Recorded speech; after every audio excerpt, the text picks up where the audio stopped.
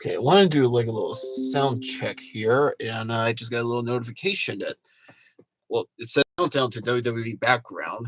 Well, technically it's not because it's NXT Battleground, but they got their own rights, so hey, who am I to blame? So, anyways, let me do a little check and to be sure that we are live. So, just just hang tight, and we'll get things started.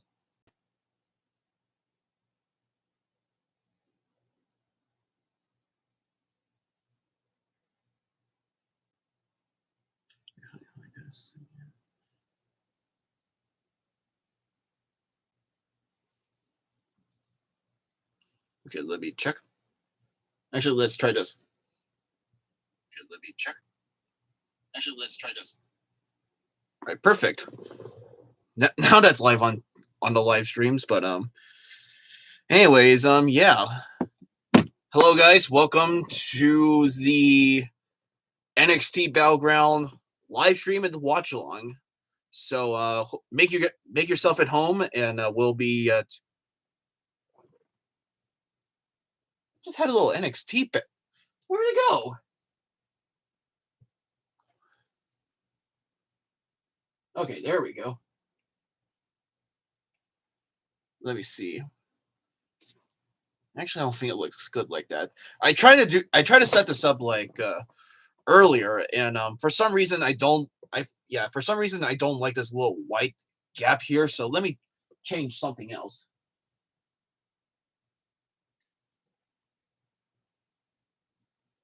Maybe in the likely case of avoiding any.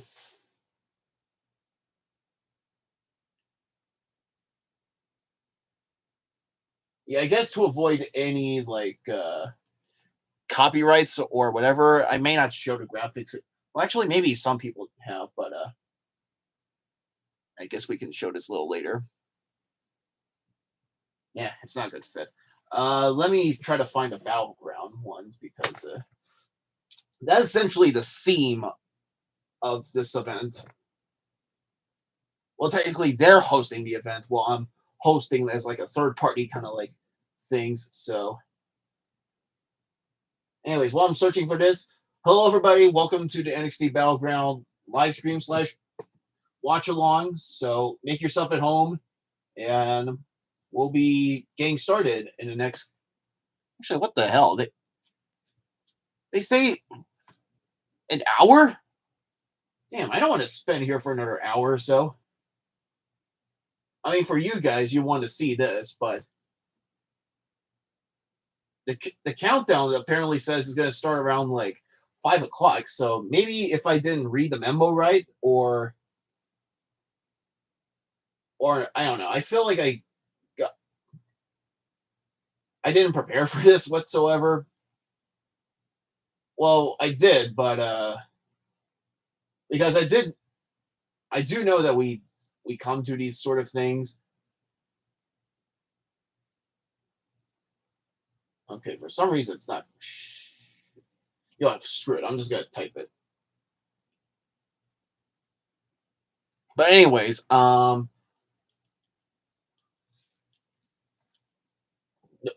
so whatever the thing says on the countdown on my iPad here,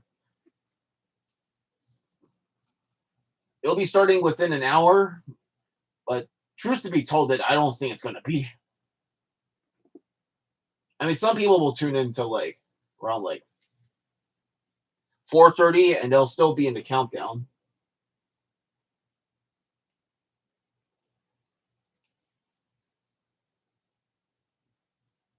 Battle G.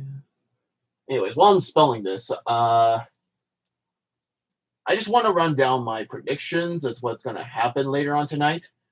So, if I remember correctly, there are five.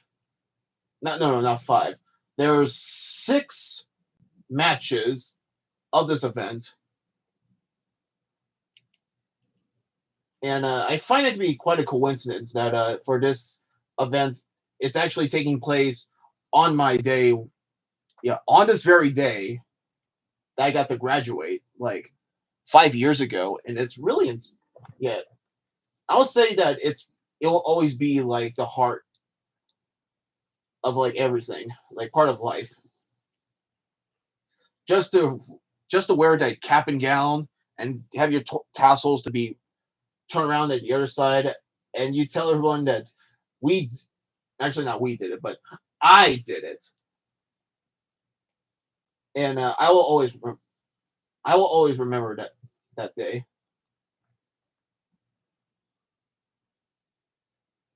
And quite a bit of an interesting story too. The day, I think a couple of days before, after, like not after, a few days before I got my diploma from my high school of graduation, I actually got my driver's license. I actually passed my driver's tests on that day, and it's also another day that I will never forget because these are really great. I don't want to connect there.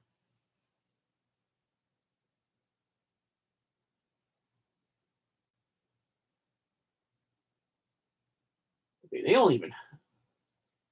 This is. What do you guys think? Is that a good graphic or the what? I think if I put in Las Vegas, it's going to be outdated. So I guess we'll just put on this. I guess.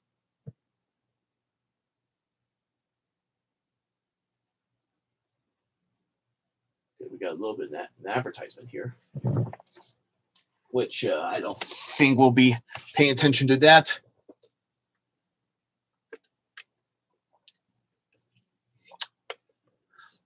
You guys ever heard about this? Swig is like a very good like soda place where you got to custom make your very own soda, or you can just order the type of drinks that they have there. They're not really like alcoholic or anything. It's just mostly just like sodas, and you got to they whatever creations they have on the menu, it'll be like either like coconut cream or strawberry, mango, passion fruit, guava puree, and they just take those things and put it to like coexisting sodas like Coca-Cola, Dr. Pepper, Sprite, Mountain Dew, Fresca, you name it all.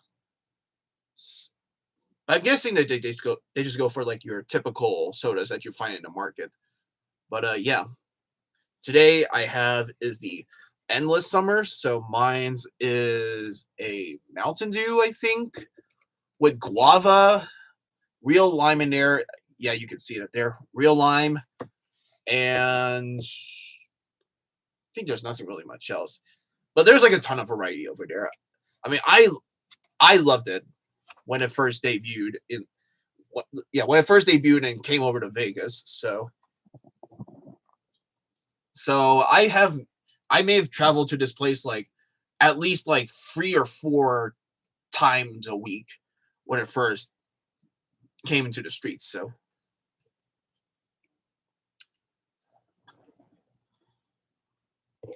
and apparently I had to do something here for a second.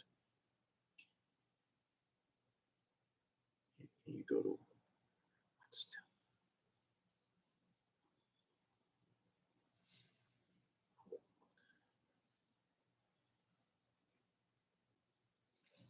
okay.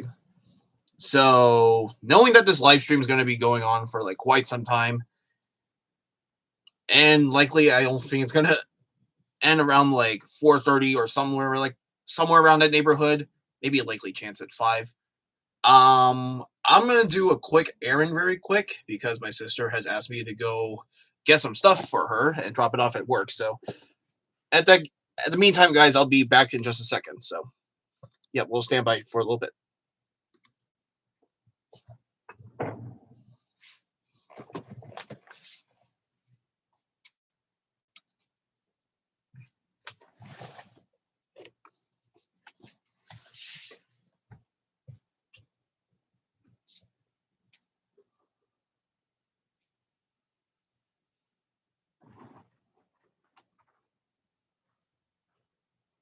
Might as well turn off the TV because I don't want that little flashy part of the screen to they keep on flashing. So I'll be back, guys. Don't go anywhere.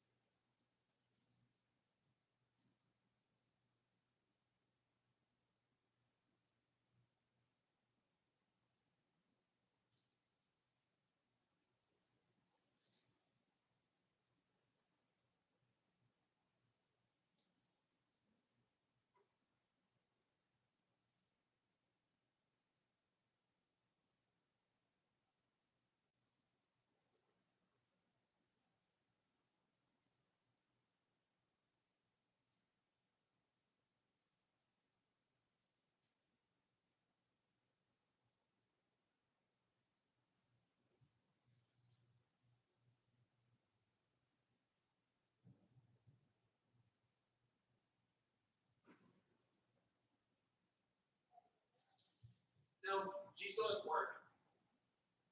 Just had to drop something off her.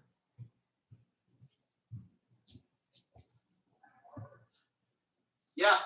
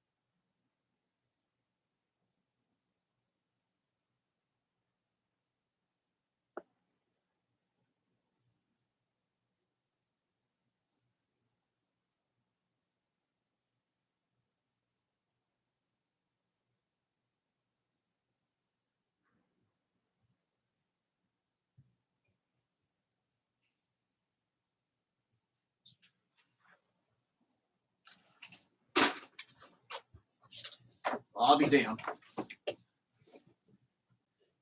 Yeah, in case you guys are wondering, I'm back. I just had to drop off a little pickleball racket for my sister.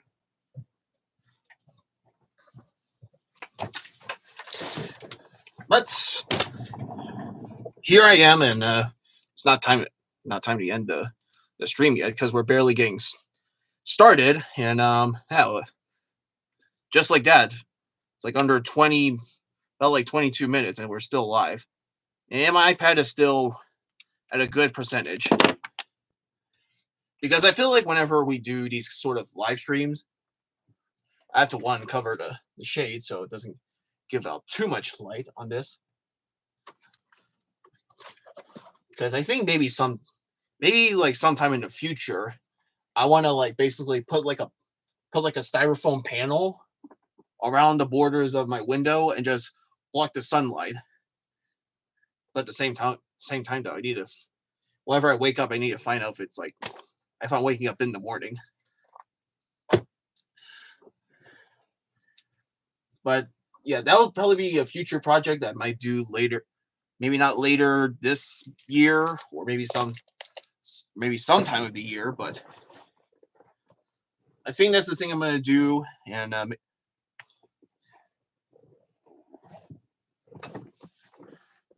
what else? I think I was about to say something, but yeah. Okay, and I guess seeing by the looks of our live stream, it's still going on, which is a good thing because I feel like we just ran a little pre-show, like a pre-show check from the opening, just to be sure that I'm live and your guys are witnessing this. So that's that, and I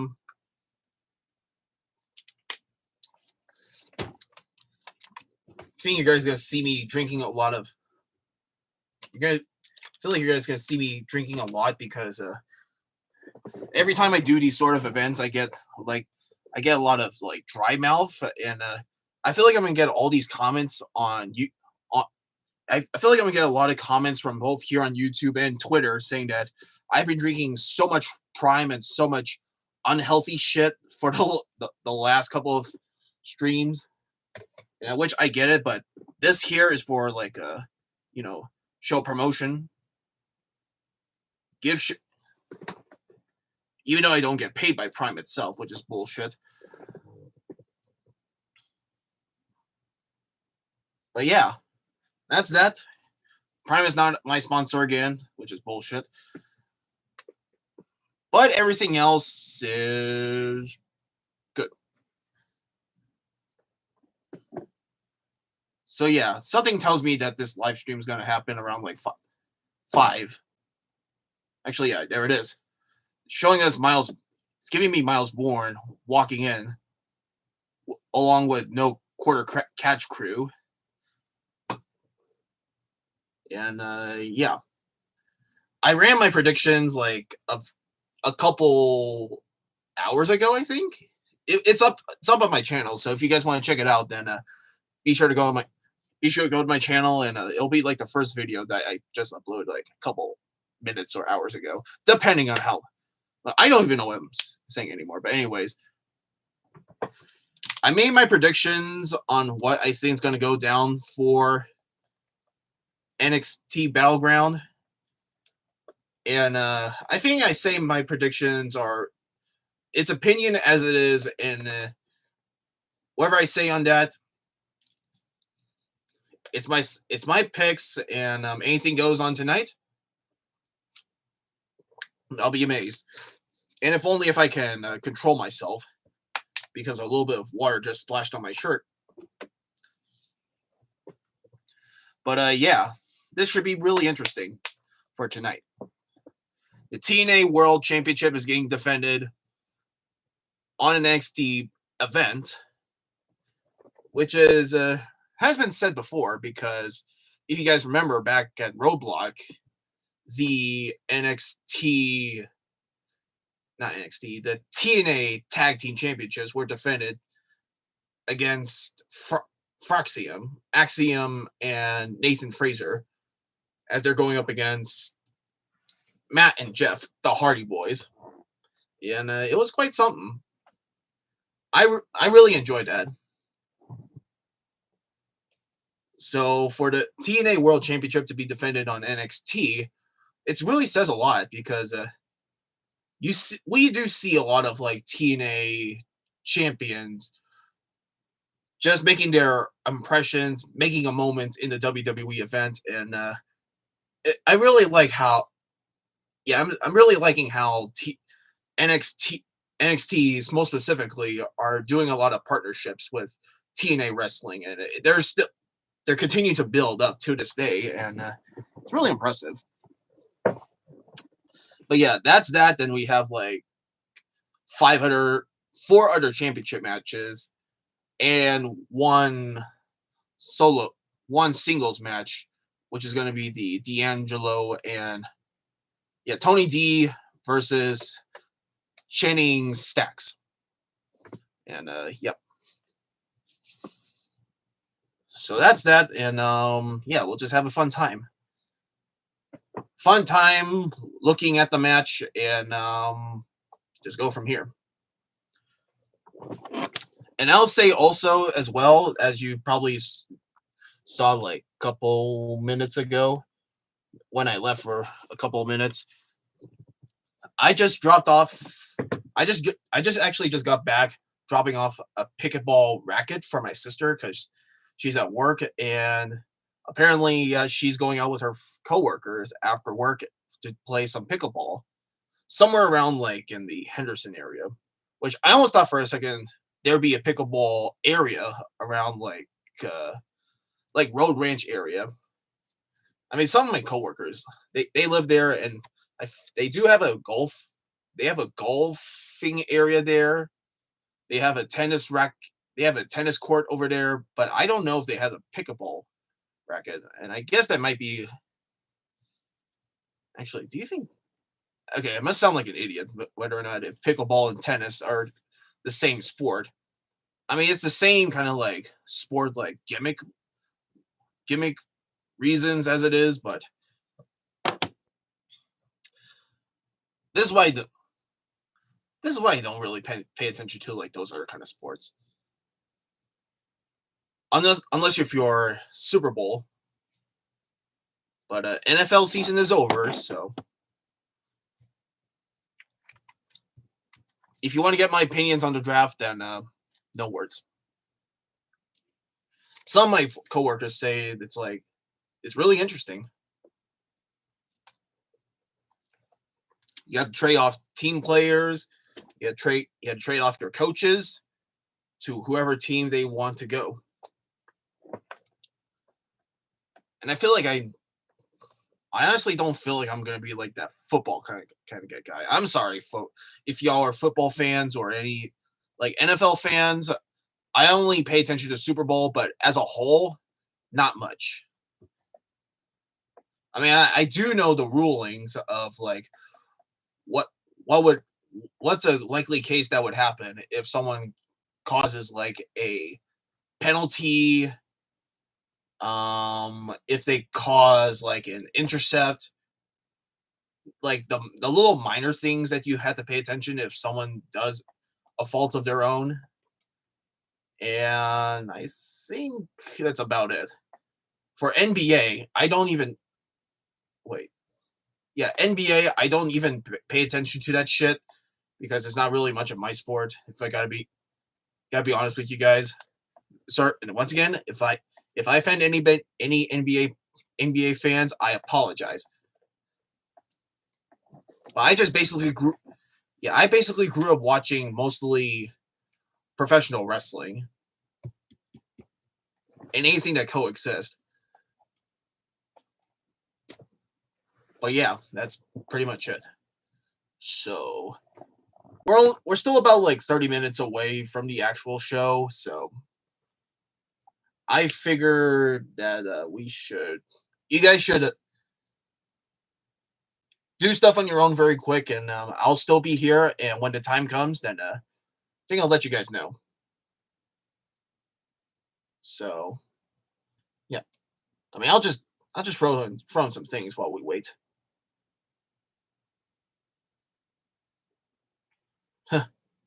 Actually, before you get look at this, and I just realized this also from Wrestle Ops on X.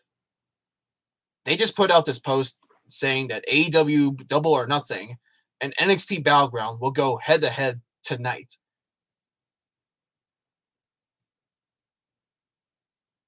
And yeah, these are literally the covers of what Double or Nothing feature Hangman Adam Page, Mercedes Moné, Sasha Banks, JB Hayter, and the Aerial Assassin, Will Ospreay. And here's the NXT Battleground. Actually, maybe get this a little closer. There we go. Trick Williams and Joe Hendry, the headliners. But yeah, that's pretty neato indeed. So let me see the responses.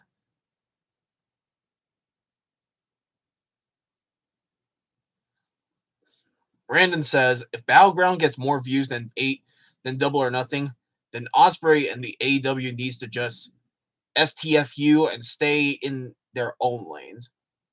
Yeah, because let's be honest, anything from WWE or NXT will have the most views because the creative and the management team know everything to boost more views than AEW did from those early ages when CM Punk was like a bit of a big deal. Like, okay, back in the day, such a big deal when he delivered all the hype. And then it started to crumble down to when he got into like these infuriating backstage brawls for such people who call themselves as EVPs, such pricks that they basically just want to gather all the former WWE talents and say that if you really like to talk shit about WWE, then come to our show. We'll take care of everything that you didn't deserve from WWE and bring it to the audience. And with everyone saying about CM Punk and AEW, I feel like his interview with one of the guys from that Double or Nothing after show pretty much sums up this entire thing with AEW. Why does it actually I have a picture, have something right here. How does a guy, this man, goes live on television fighting against young pricks who wants to make themselves a name, but doesn't succeed enough because WWE knows how to do it? I mean, that's essentially the big question. Why are older guys are trying to take down younger guys who has the most potential, but everything else is just being being pushed by older guys like CM Punk or Paul White, Chris Jericho, the Big Will Morrissey, wherever it is. Or here, I think I can list off some good names that former WWE alumnis are essentially pushing the younger talents of AEW down. We might as well pull this up here.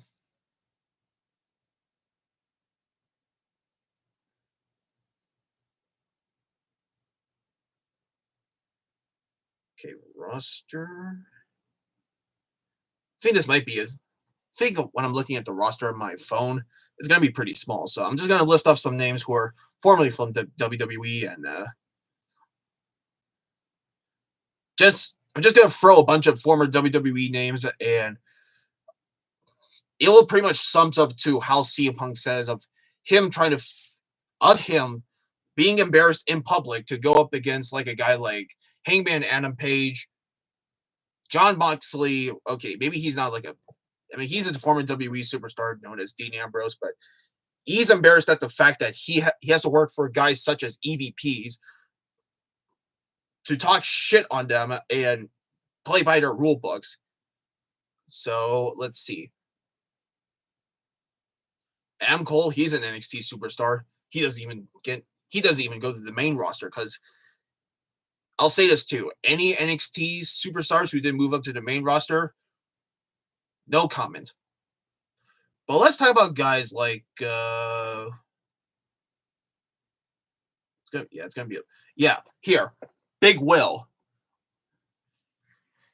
He's experienced at NXT.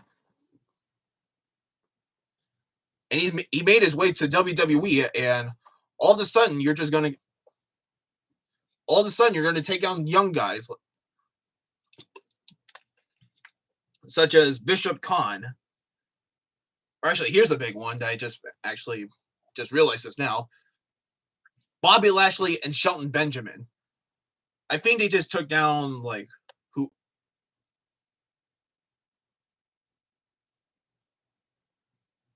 Yeah, Shelton Benjamin and Bobby Lashley. They just took down Private Party. I remember that episode, and it was quite a bit of it was such a moment, but then it's got ruined because of the Hurt Syndicate, aka the Hurt Business. So, what the fuck is this? Billy Gunn, fuck him. Brian Danielson, I feel like AEW is going to put him in retirement because of all the bullshit that I heard about. It used to be like Blackpool Combat Club, but I think it's called something else that I don't remember. All I know is that Brian Danielson, I don't know where he is in the picture right now. Buddy Matthews, Cash Wheeler, and Dax Harwood. Well experienced in NXT, and they did their best in the main roster. But in AEW, I'll give them this, no fault of their own. But after they lost the titles, you don't get that. I feel like you don't get that much from them. I mean, now they're starting to become like bigger assholes. Chris Jericho, everyone loves him, but here's a big one. Christian Cage, leader of his group, leader of the Patriarchy, I guess. Claudio, aka Cesaro, Adam Copeland, or simply Cope, because AEW doesn't even know how to spell Adam because it has A in it. So, let's see, any other names in AEW who are WWE's. Dax Harwood, as we mentioned before. Oh, Dustin Rhodes. He's a Ring of Honor. Yeah, he's currently in Ring of Honor, and that pretty much says about his career. He may have potential in AEW. He could have done something in AEW, but what did they do? They just slam his name in ROH and thinking that nothing will come out of him. but he's currently an ROH tag team champion. He could have been a much bigger star if he would have joined Cody Rhodes and become AEW champion at that time period. But what did they do? They just put him in ROH. Such bullshit. Any others? Oh yeah, how about some other assholes like who used to be popular in New Japan, but they don't use them like quite often. Like for instance, Jay Lethal and Jay White. I mean, what the fuck happened? Even Johnny TV, such ridiculous name. They bring all the hype and put everything in the trash and then drive them away.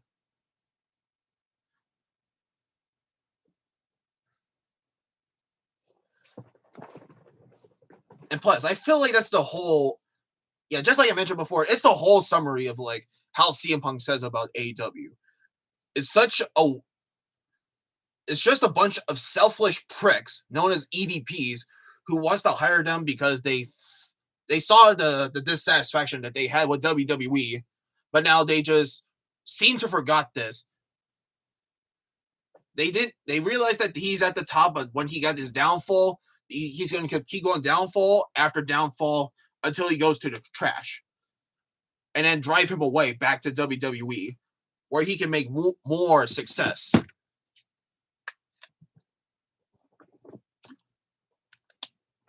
I mean, that's the same thing with Miro. He got to the top as an AEW TBD champ, not TBD champion. He rose to the top as the AEW TNT champion. And then he falls down because of Sammy Guevara's hype, all the buildup, and then he's put out of injury, and that was it. We saw nothing of him. And now he's back in WWE as Rusev. And of course, they're building him up to be like, to redeem himself as the Rusev that he is today. I feel like we really want to have that Rusev Day gimmick back. I mean, it's still building, but maybe we had to try a little harder. Oh yeah, Keith Lee. Where is he?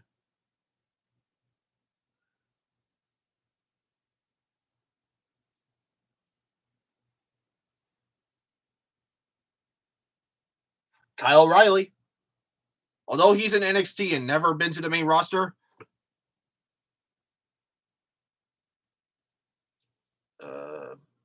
Mansoor and Mace. Wait, I think there's a specific name. Oh, Mason Madden.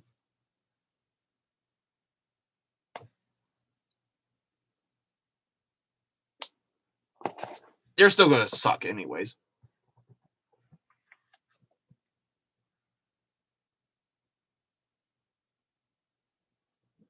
Is there anyone else? Ah, here it is. Actually, not here it is. Here is a compliment. The only superstar to die under AEW's hands.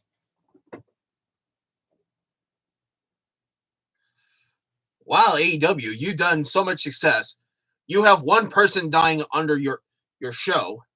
How's this going to build up to your future endeavors as a show? And to make matters things worse, they actually hired a kid to be associated with that show. I mean, I know this is AEW is supposed to be like for like. I know AEW is supposed to be like for the like for the 30-year-olds who doesn't give a shit about WWE. But the thing about this, a kid. I mean, what does AEW expect to? Yeah, what does AEW have to expect a kid just to be a kid and graduate with a diploma and wrestle over there? And maybe die under their hands? That's just sick. Pac, he's a bastard. Paul White, he's commentary. He doesn't even fight anymore. Ricochet, he's the biggest heel of the company. Roderick Strong, we don't even hear about him. Samoa Joe, I think there's potential because there's something building up to him. Well, both him and Isaiah Strickland, Swerve Strickland. There's something of him and Samoa Joe to hunt down the EVPs and just take them down,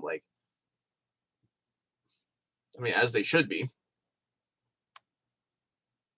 Sting, they killed his career. Stokely, he's a manager.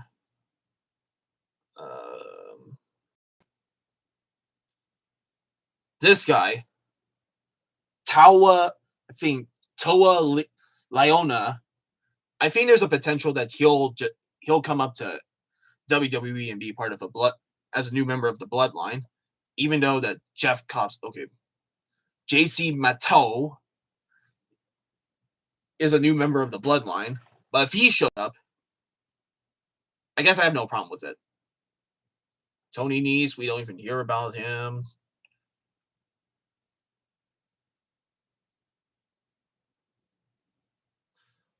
Athena, she's the longest reigning ROH Women's World Champion of all time. But that was essentially the problem with Athena. She's stuck in ROH and she has done nothing for AEW.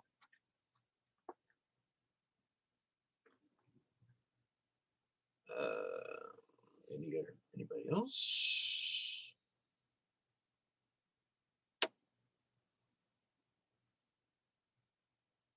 Marina Shafir, she's currently in the Death Riders, that's what it is. Mercedes Moné is having the best she's having the best time of her life in AEW, but does she really though?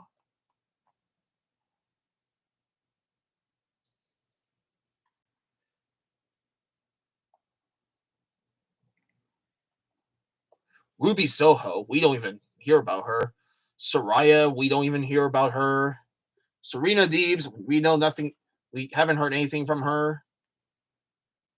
Taya Valkyrie, a well-known name, but in AEW, you don't get a lot from her.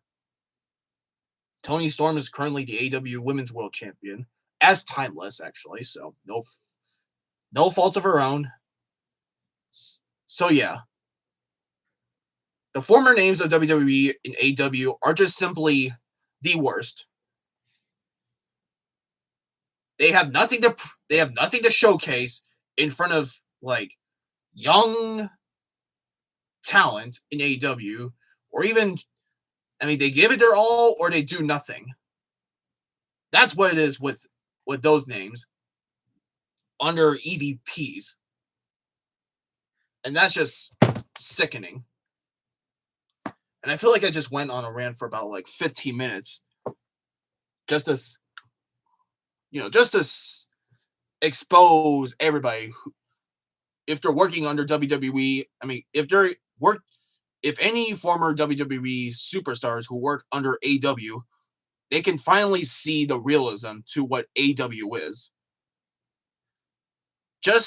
It's just basically a third party jealousy.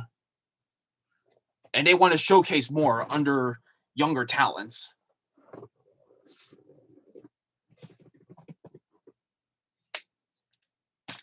There's nothing else that can save them.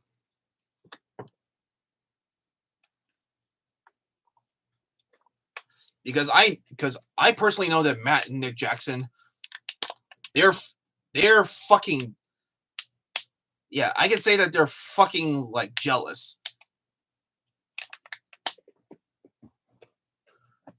They try their best to make their names under WWE, but in WWE terms, if you're very well known, then cool. But don't make yourself as a living plague just because you bring former members of the Bullet Club to the WWE, or actually just don't be associated with our company because you're making yourself one. Okay, enough ranting. So it's we're counting down to 11 minutes now, so I'm going to fill up my bottle. Actually, I'm going to fill up 2 bottles actually here. I'm going to fill up my water bottle, and I'm going to fill up this yogurt bottle that I actually got from H Mart. And this used to be I don't know if you can read this. It used to be a yogurt drink. And I try to find more of this at H Mart like a couple days ago. And I think I was there like during like the first couple of weeks of opening, and it's like very jam packed. And I think I went there the next day, and they sold out. And I was like very disappointed. But I think I feel like this time now, everything is chill. I think there's going to be some, but most people who be going to H Mart just to get these, or maybe even those viral kind of like peach and mango ice creams. They look like peach and it's those ice creams where they look like an actual peach and mangoes on a stick. I think I might as well pull up a picture here before I get water. Peach ice.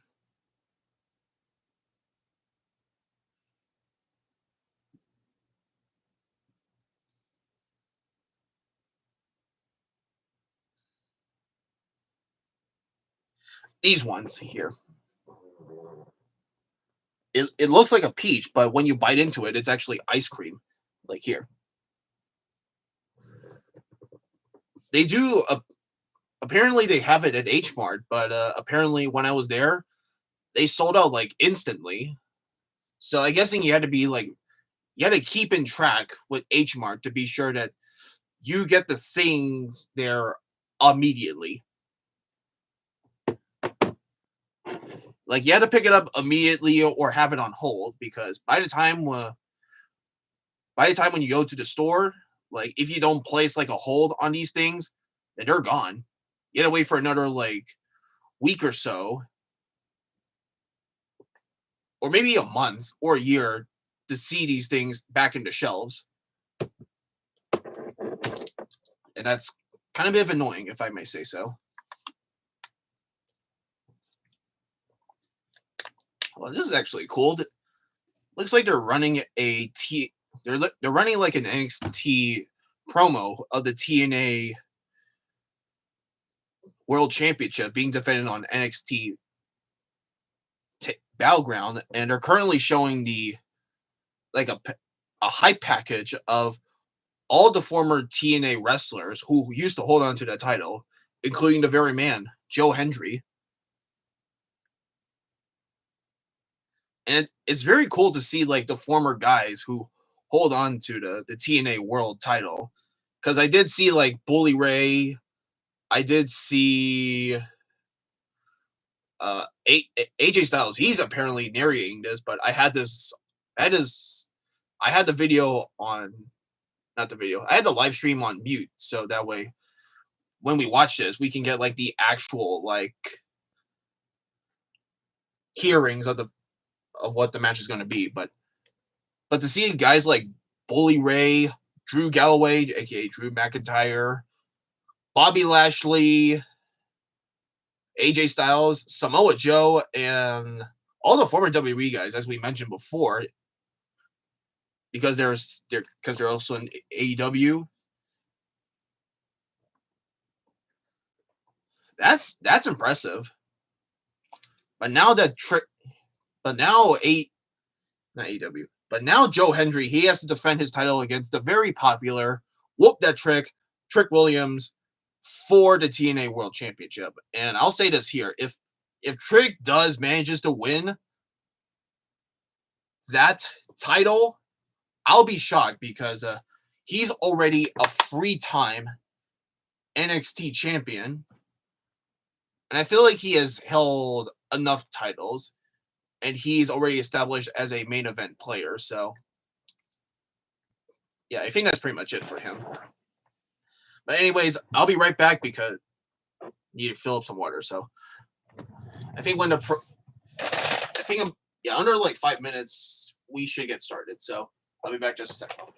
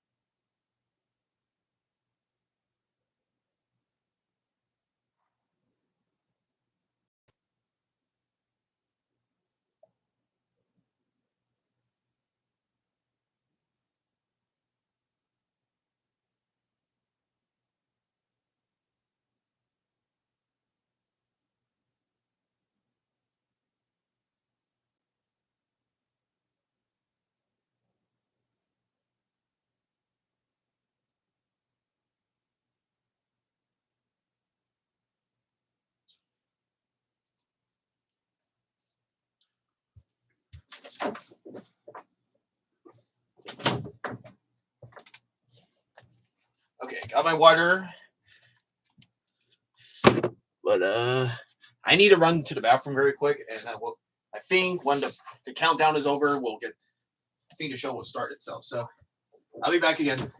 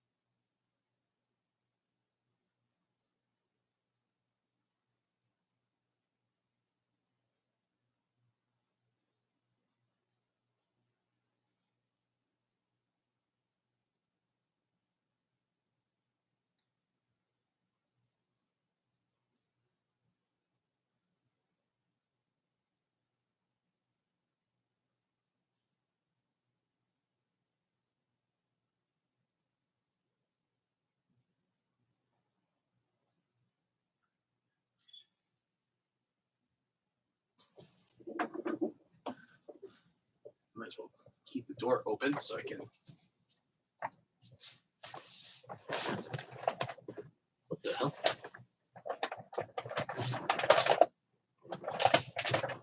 Wasn't sure if my chair just.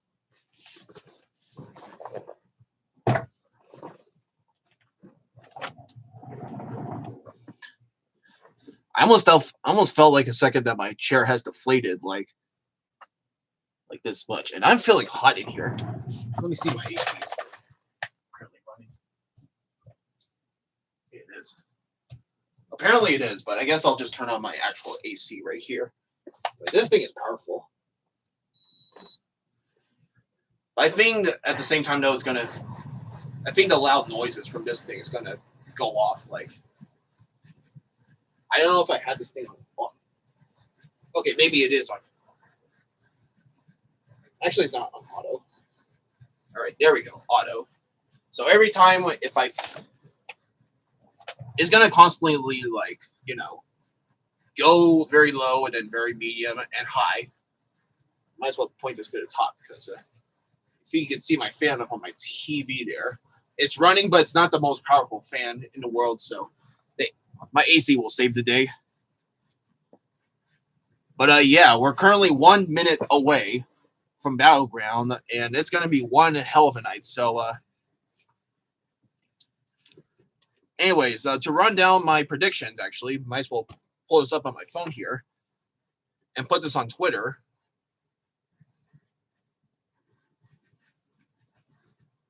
Predictions for NXT Battleground.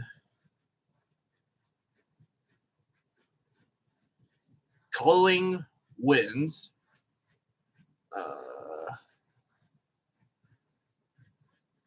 Sol Ruka retains.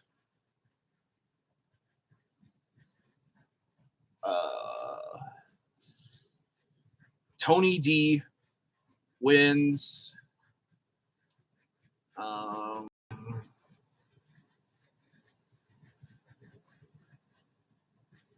Joe Hendry retains.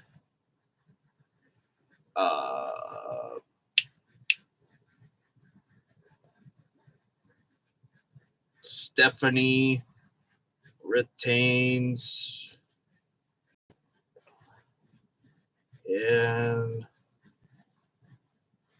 NXT Championship undetermined. Yeah, undetermined, let it slide.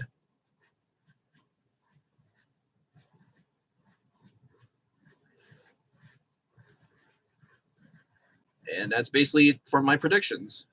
So you heard it here, guys.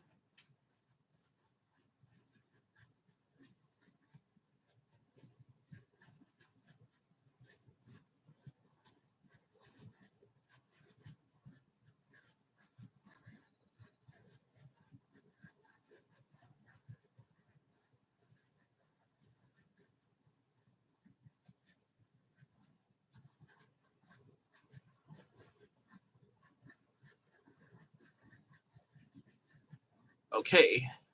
Just sent out the post, and yeah, we are ready. My back is kind of feeling a bit itchy. So we might as well pull up the volume here.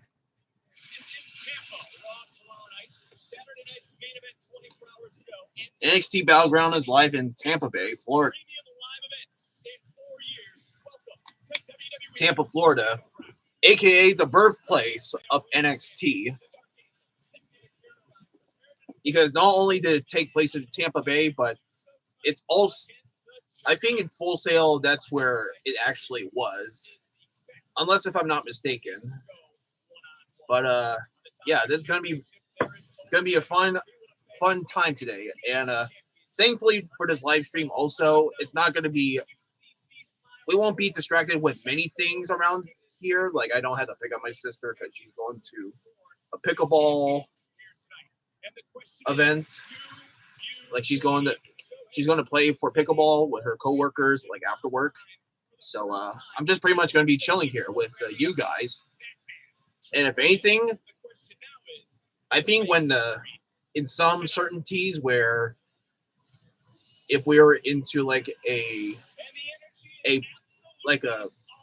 break or something, then we'll take a break and I'll fix my grandfather his dinner, and I'll probably eat dinner like afterwards, after the show is over.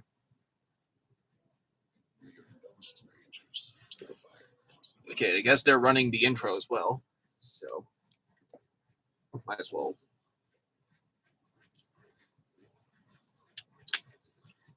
Mute it down for a little bit.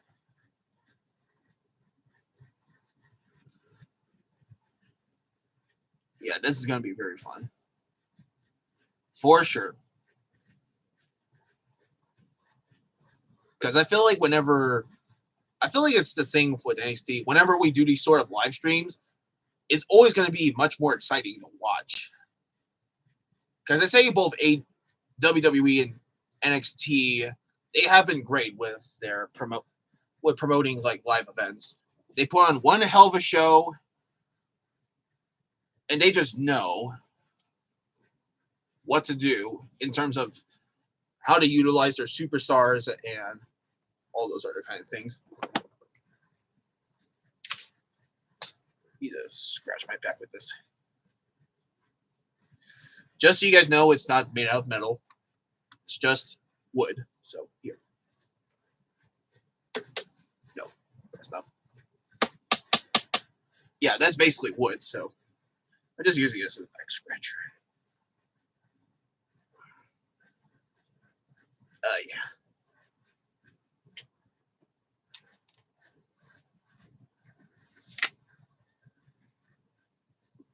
I've been playing so much samurai games as of late. So I think it might here. Because I have my rack of PS5 games here.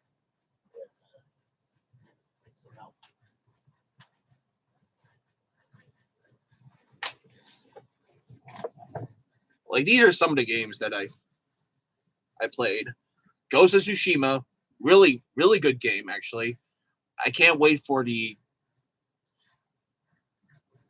to get the Ghost of Yote game, because apparently it's a sequel to this one, but apparently the gimmicks of this game, of this sequel, is that it's going to be like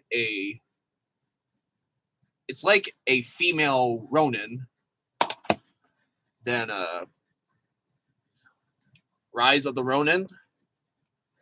That one's a really good one, because you get to play as either a male or female Ronin who wants to get their reigns as to become the superior Ronin of Japan. And lastly, Assassin's Creed Shadows.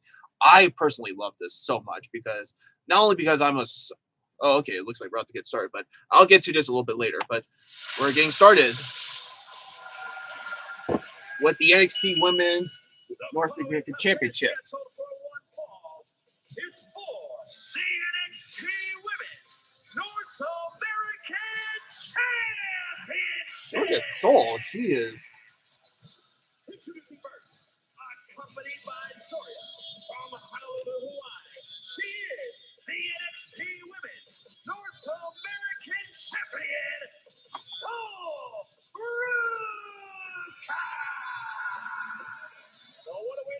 Sol Ruka, your current double women's champion, because I did see this on Speed, and she is one. She's currently the WWE Women's Speed Champion after defeating Candice LeRae. And she's currently the NXT Women's North American Champion.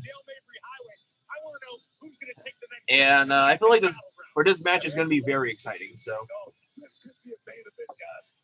because you have to imagine two well-established females, her and the next one who's going to come out here, they could put on one hell of a show.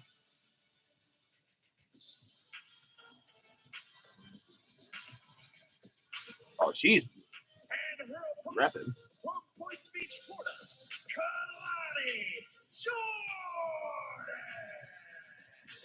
Kalani Jordan, the very first and former, here's the tail of the tape, the first and former NXT Women's North American Champion. And it says here she's trying to be the first ever two-time NXT Women's North American Champion. I would be amazed if she actually does. But Kalani, we love you, but I feel like Sol is going to retain it. And I feel like if anything, if it happens tonight, I don't know if Zarya is going to turn her back on Sol because of the whole, some of the mishaps that the two have done. But I don't blame them. But I feel like there's going to be something happening here tonight. But let's not get too much hopes out of this. And let's just enjoy this. Hey, here we go. Looks like a little bit of war paint, so to speak, here at Battleground. Sol Ruka taking a page out of Zarya's handbook. Locked in. All right, Sol Ruka has locked him in. Oh, Kalani reverses, and so does Sol. Now, these girls are going to be very innovative to what's going to go down later throughout this night. Yeah, all the amounts of reversals, like incredible reversals. I think we're going to see from here. Look, Kalani. Whoa, that's really cool.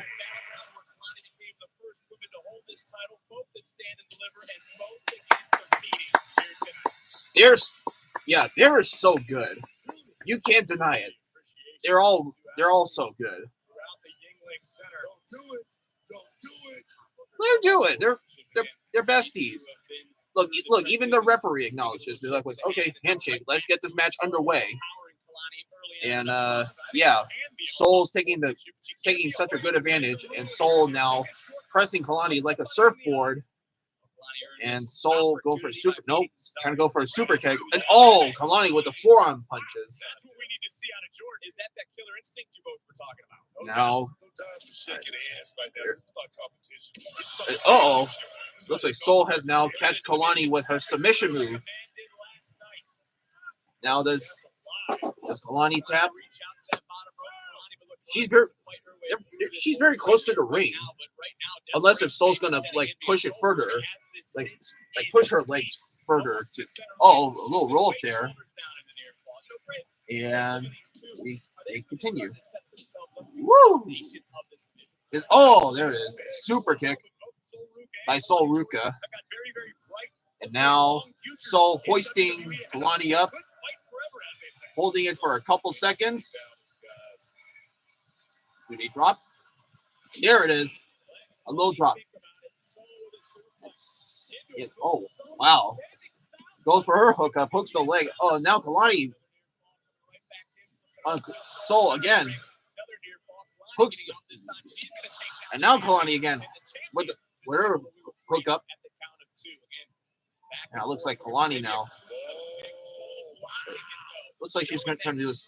I think she was trying to do like an octopus kind of submission, but she rolls her up and takes at it too.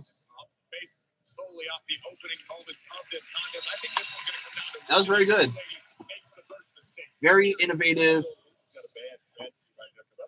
it was like a little bit of like amateur wrestling with a little touch of like athleticism, like high flying abilities. And Kalani again, wow, that innovative move. Hooks the leg and kick out too.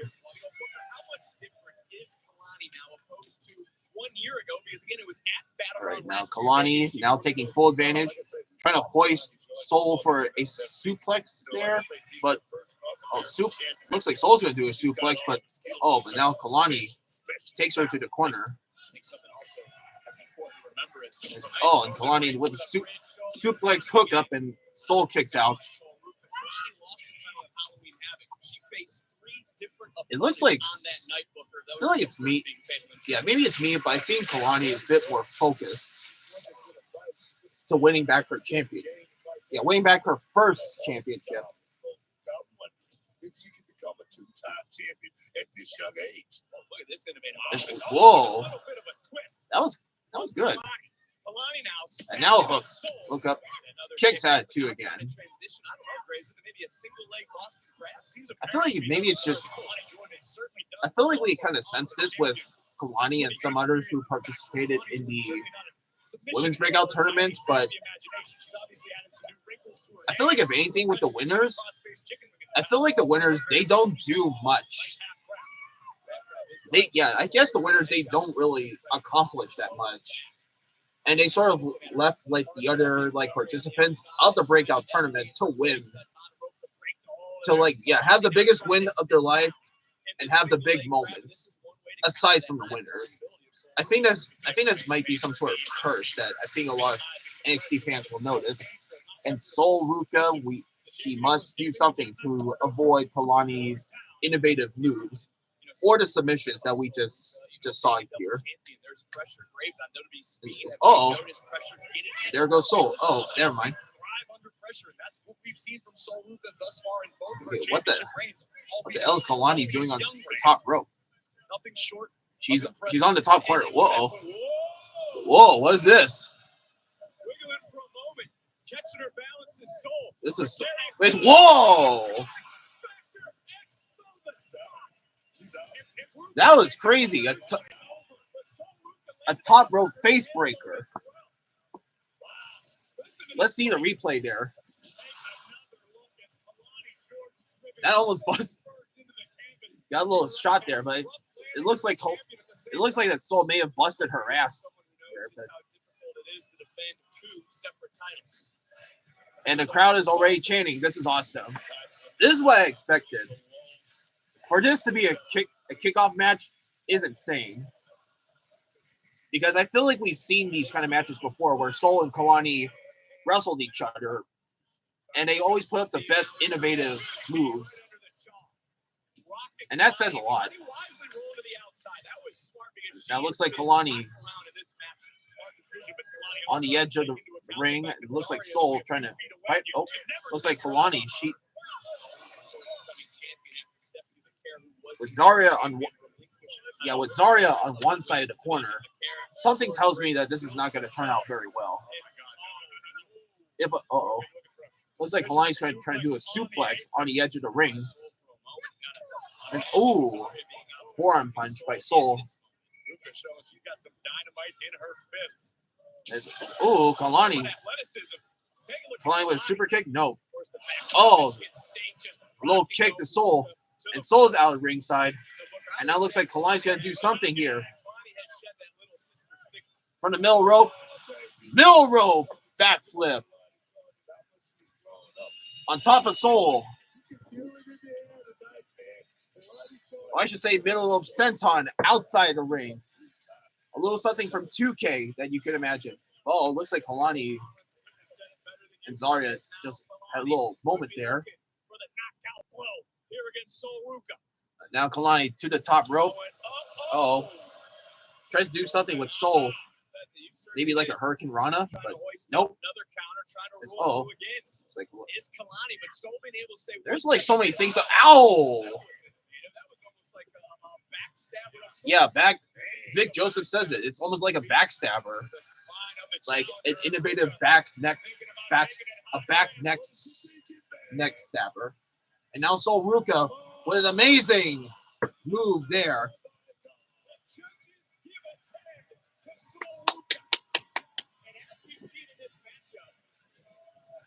Maybe this is why people... Yeah, this is why she's the double champion. She is amazing with those innovative moves. Now it looks like Soul is setting up something. Top rope. Looks like a handspring. Yeah, handspring splash of the top rope. And I feel like we're getting close to the very end. If she's going to do it. Uh-oh. Kalani. Oh, all right, now Kalani to the top rope. And Zaria's watching. A frog splash. Hooks the leg. Take two. Oh, no. Again. Kalani is at the third time. She still won't kick out. Kalani, where's your finisher? Yeah, do your finisher. And that'll be it. But Soul gets back up. And now she's climbing to beat Kalani. Guessing from the middle rope, I guess? Uh-oh. So we're going to do something here. But looks like Kalani has done this. We're going to see the crazy Hurricane Rana. But Soul reverses it. A spear! Hooks the leg. Two. Oh. Very close. First was the frog splash. She tries to do 3 attempt pinfalls. And then... Where's the replay? Come on, you had to show us the replay where Soul just reverses the move. She did that backflip. Snow Snatcher. No, not a Snow. Not a Soul Snatcher. Guess they'll come up pretty shortly. But Kalani looks like they're both at the. Now go into one corner and probably do some other crazy move on the top rope. Spanish fly! Hooks the leg. Just kicks out. How much can these girls can take just to take each other down?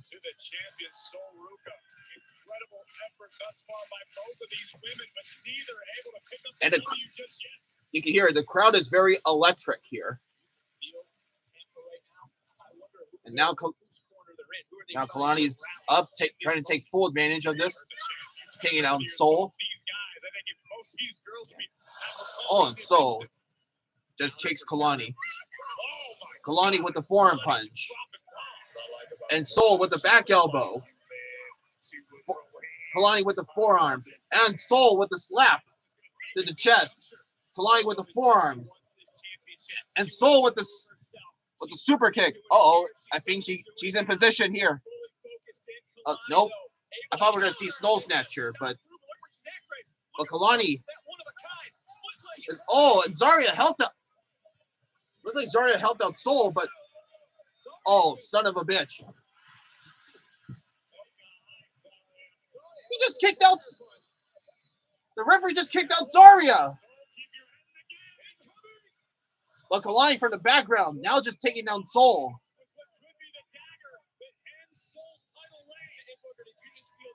Oh no, this is bad. She tried to save her best friend.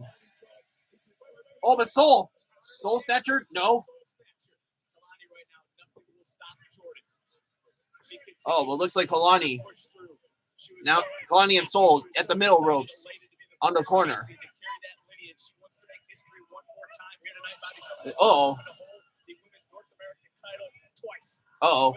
Soul to the top rope of the corner.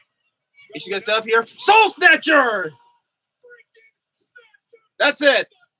1, 2, 3.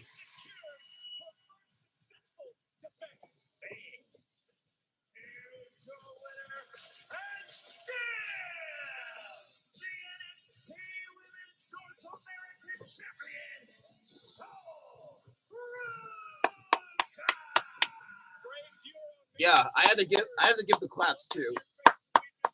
Great, great match. Just incredible. Just at the closing moments, Zarya saving Soul for preventing Kalani to do her finisher. But even if Zarya was ejected out of ringside, Soul manages to do everything on her own and retain the title. Like, easy. But still, you can't deny that Soul Snatcher is one of the greatest finishers from any women of our industry today. Like, that's impressive.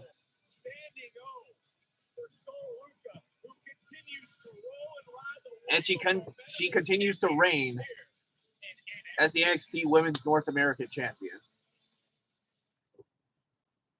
So like I said, no fault of Kalani Jordan. We just want to see Sol Ruka do more. But anyways, they're showing us now a little promo of WWE's Worlds Collide with their partnership and the acquisition of AAA and Money in the Bank, which we'll be watching that as well. So be sure to. I just realized too. They're holding on the same day, June 7th. So be sure to set your calendars.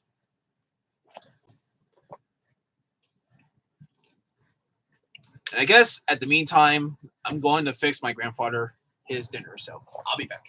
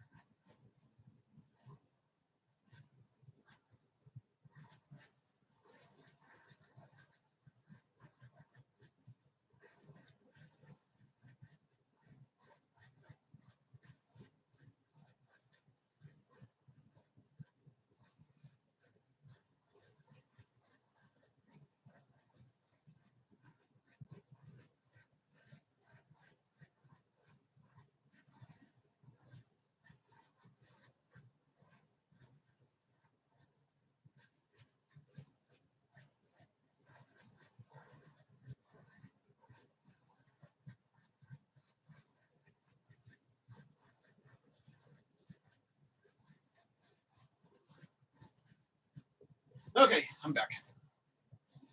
He has a little fish bowl and just regular green soup with rice.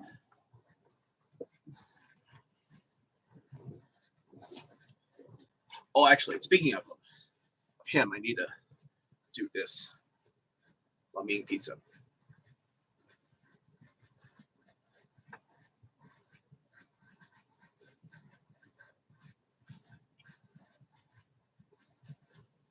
I mean, who doesn't love pizza if it's been left out for about like an hour?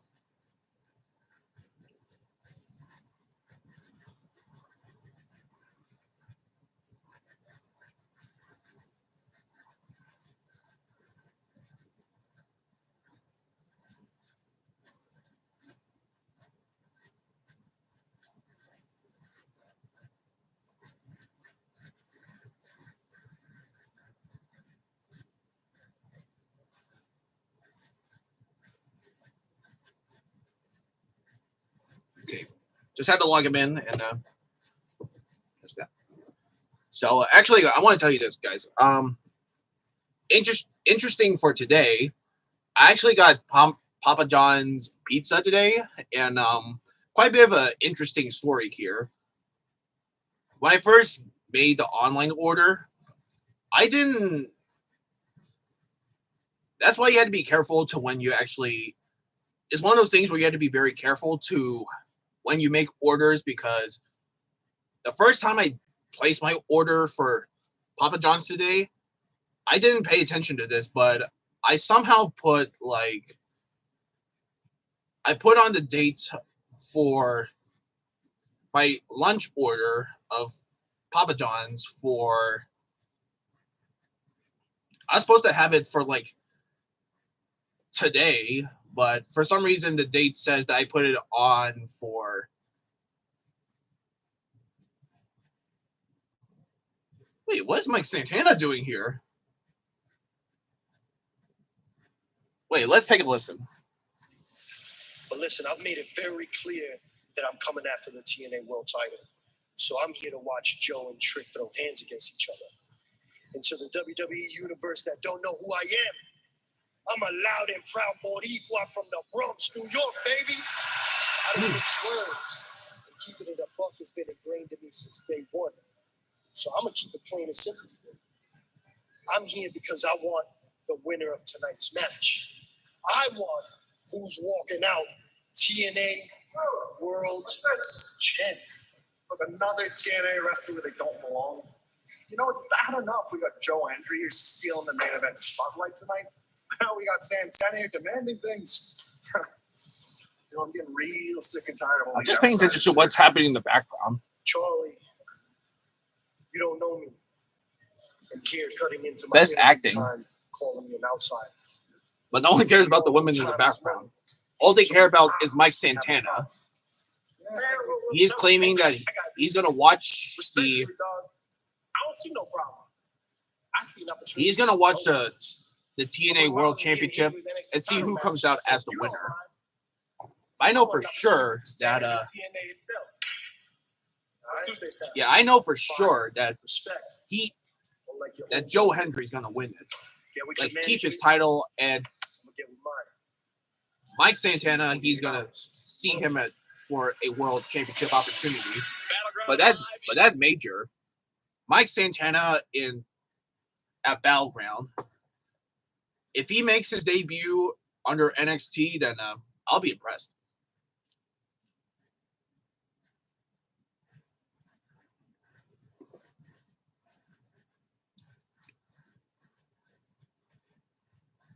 Anyways, I'm sort of lost for what I'm about to say, but I guess we're getting started with this 6-man tag team match.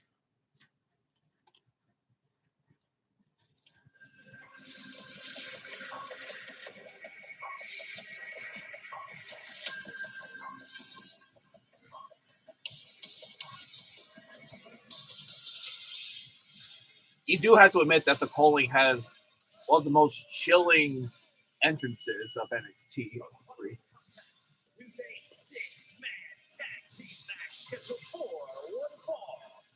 Introducing first, accompanied by Izzy Day, Nico Vince, Brooks Jensen, and Sean Spears. I would do a better ring announcement for the calling. I'll be like, was accompanied to the ring by Izzy Day, the team of Nico Vince, Brooks Jensen, and the chairman, Sean Spears. The calling. Not just raise the tone, because for an intimidating group like them, you just have to go a little subtle but sinister, because that appears to be like the gimmicks of what the calling is. Just a bunch of very sinister, creepy yet intimidating groups that you don't want to go in a tag team match. But here comes someone who's possibly going to take them down, but in a likely case because they are a bit of a popular tag team. Tank to Tank with Josh Briggs.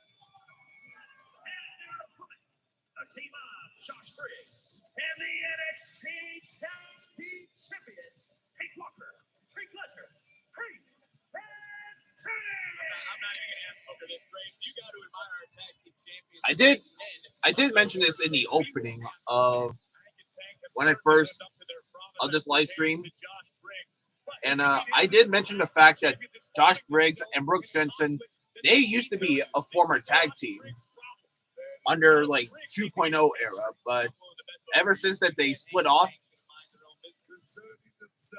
there has been quite a bit of a major difference as to how they view each other now.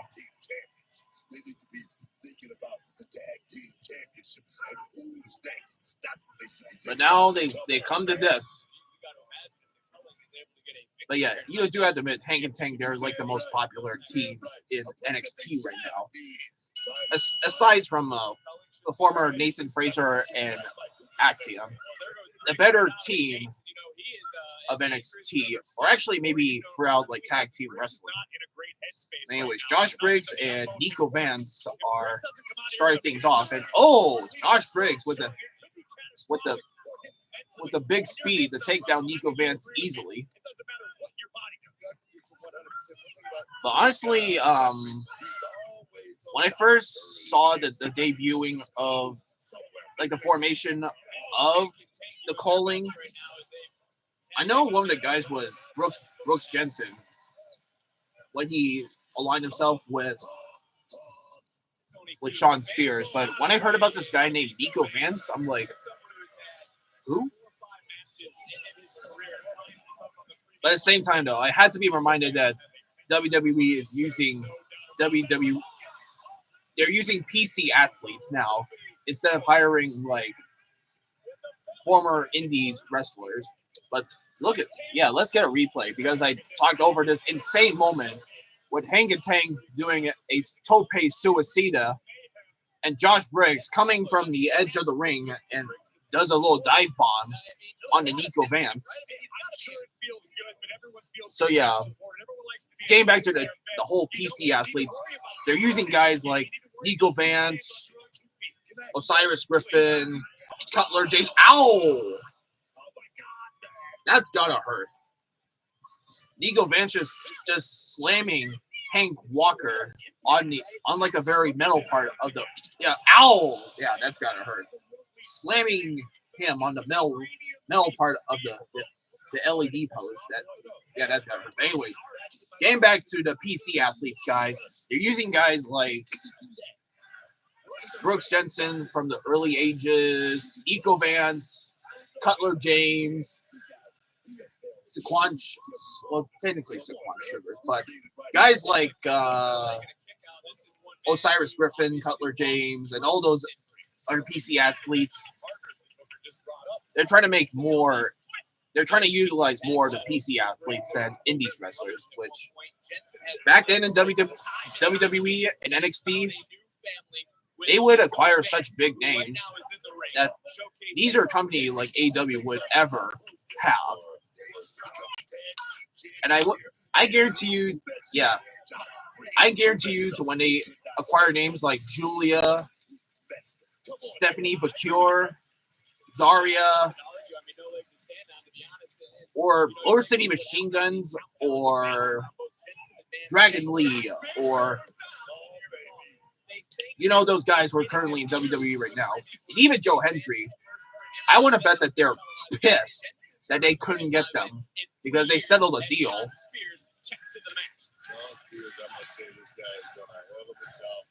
But anyways, getting back to this, it's like Shawn Spears now is in the ring and tries to do heavy work on Hank Walker after he took that very nasty little headshot on the male part of the LED post. And he's just beating him up so badly. Just saw a little shot of Josh Briggs' like little armpit area, like on the very left. It's kind of like that same markings that Cody Rhodes has with his little front nipple region there for a second.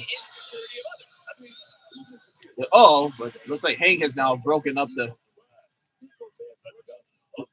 out of Shawn Spears, and it looks like he must make his way to either Tank or Josh. I think when if one breaks apart, then you must go up against the bigger one. I'm guessing Tank.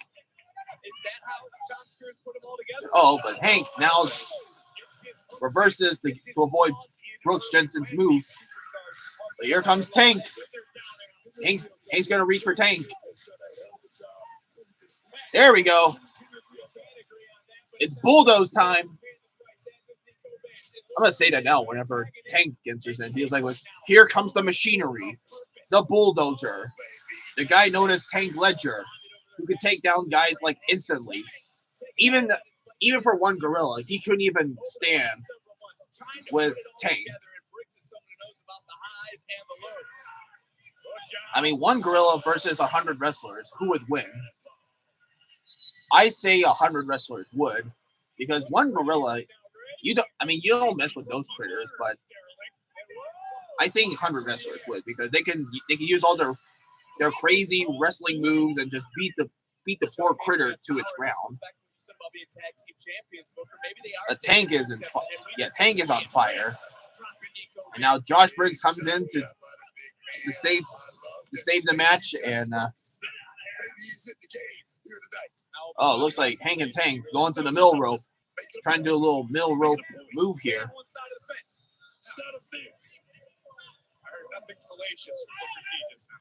Middle rope suplex, Timber. He's like, from the other side of the corners, Nico Vance and Brooks Jensen did a little. Whoa! Josh Briggs just did a moonsault.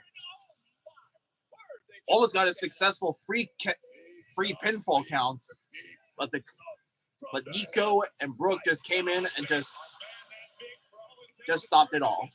But that was crazy. I feel like I just feel like maybe it's me. I feel like not Nico. I feel like Josh is gonna get a huge momentum as soon as he's done with this, because there has been a lot of moments with Josh Briggs whenever he's on screen, especially with his partnership with Yoshiki Inari, I think. I think he's currently out of action. I mean, let's be honest. I think he put on the best performance on that Battle Royal of that night, when he was trying to go for the NXT. Whoa! John Spears trying to do a little middle rope spears to Josh Briggs, and Nico Vance just taking. Oh, Nico and Brooks just taking. Oh! That was really close. Nico and Brooks just did a little tag team finisher, but Hank at the very last couple of seconds, just saved it all.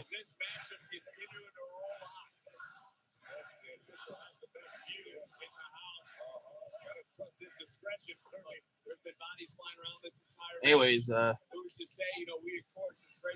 getting back to this.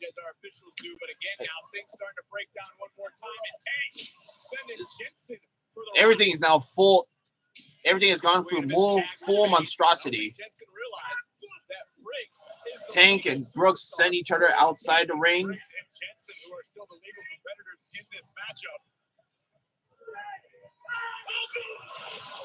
Hank and Tank just doing little football tactics to Sean Spears. Now it looks like Izzy Dame is on the other side, just looking at the fallen team members. And now, looks like we have a little Josh and Brooks moment here.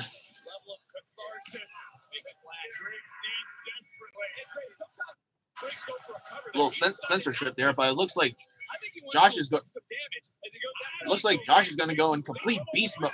Oh, you son of a bitch, Izzy Dame, just doing that, and looks like not a successful pinfall count. But Ego just grabbed by Josh's arm, tried to do a little arm breaker there. But Josh Briggs with the clothesline.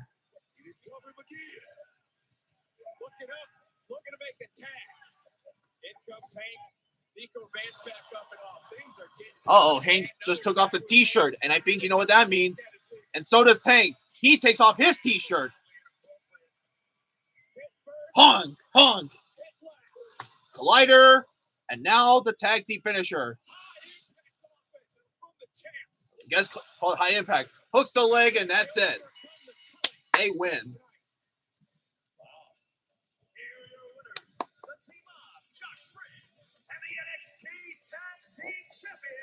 Nice one, turn off.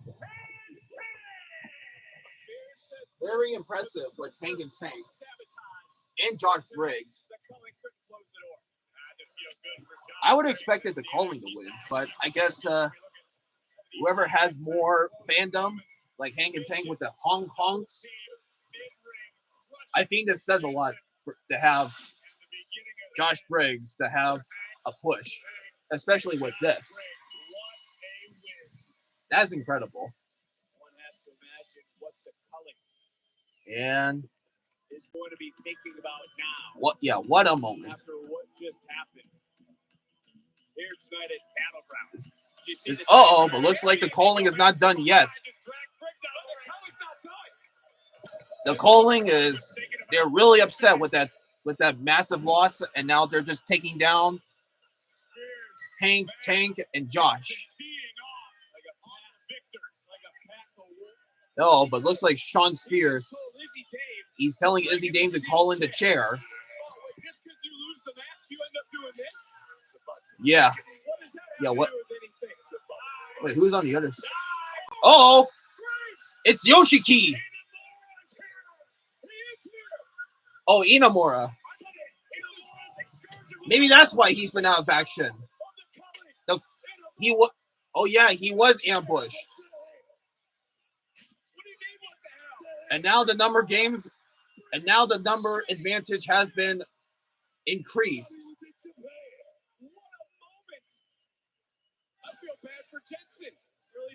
Now it looks like Hank, Tang, and Josh sending the Calling back out ringside. And yeah, Yoshiki Inamura is back. Maybe I haven't paid attention to a lot of NXT episodes as of late, but I almost thought for a second that Yoshiki was out of action prior to like some injury or maybe some following like after the Battle Royal, but yeah, that's insane.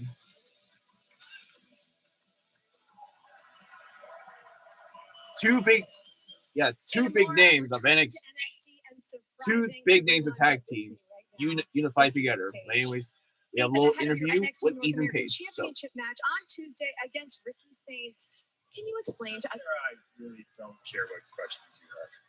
Ricky Saints. Everybody here seems to believe with their heart that you are the coolest guy in NXT. Sarah, I hate to break it to you and everybody watching, but That's all external. None of that's real. It's just for show. All the confidence, the charisma, that silver tongue, the way he dresses.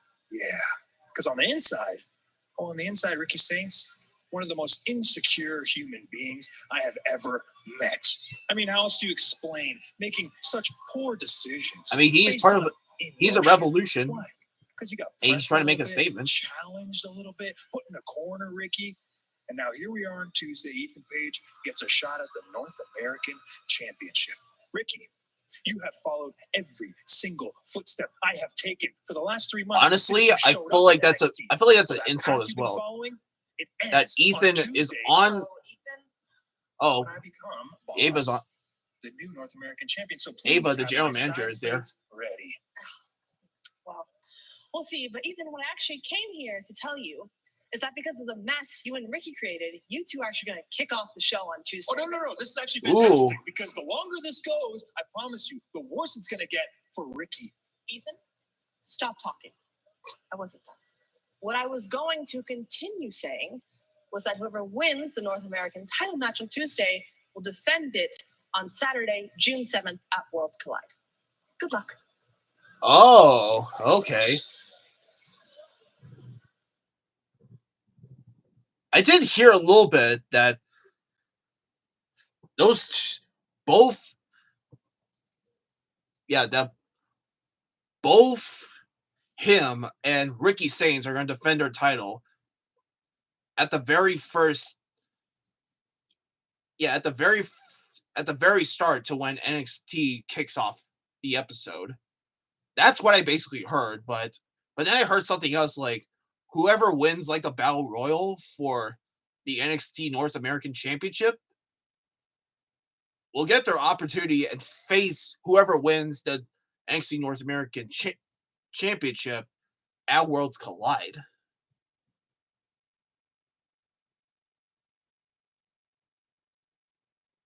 Wait, hold on. I'm just I'm getting lost here because I mean, to be fair, I think they're using WWE talent. Yeah, I think they're using WWE superstars and some of NXT wrestlers to go to the event and have a moment with AAA for Worlds Collide. Okay, everything makes sense now, but I'll be back because I have oil in my eyes now. So. Oh God, it burns.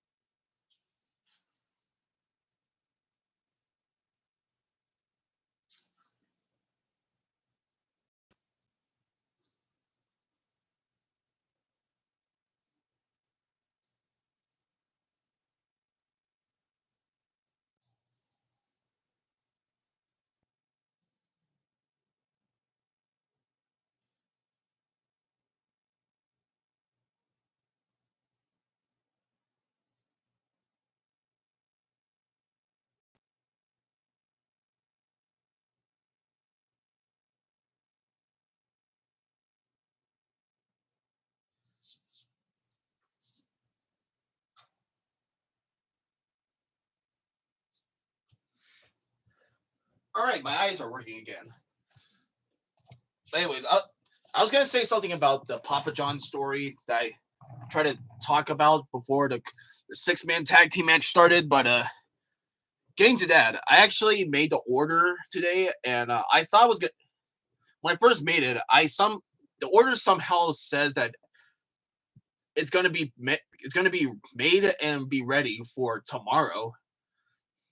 So I had to call the manager this morning and let her know that I actually want it today instead of tomorrow. And she took care of that easily. And the day today when I picked it up at around like 11 o'clock this morning because it was like lunch hour for me, I went into the store for a pickup, and the manager was like the only one in there for some reason, and she actually told me that she accidentally made like my order.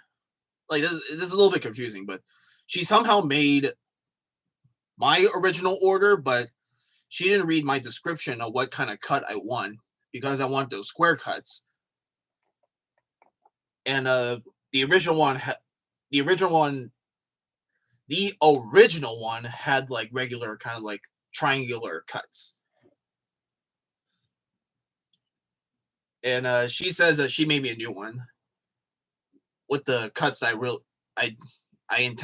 intentionally wanted. And she then asked me if I wanted to have the other one, like the original cut. And I was like, sure. So coincidentally, I came home feeding my family, essentially. So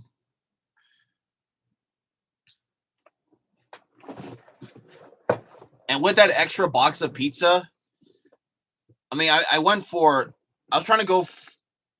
I essentially finished my pizza, but there's an extra one left. So, but that's gonna be sitting in the fridge for a couple while unless anybody wants it. But anyways, we're getting to the singles match of Tony D and Channing Stacks Lorenzo, and this is gonna be a very personal match.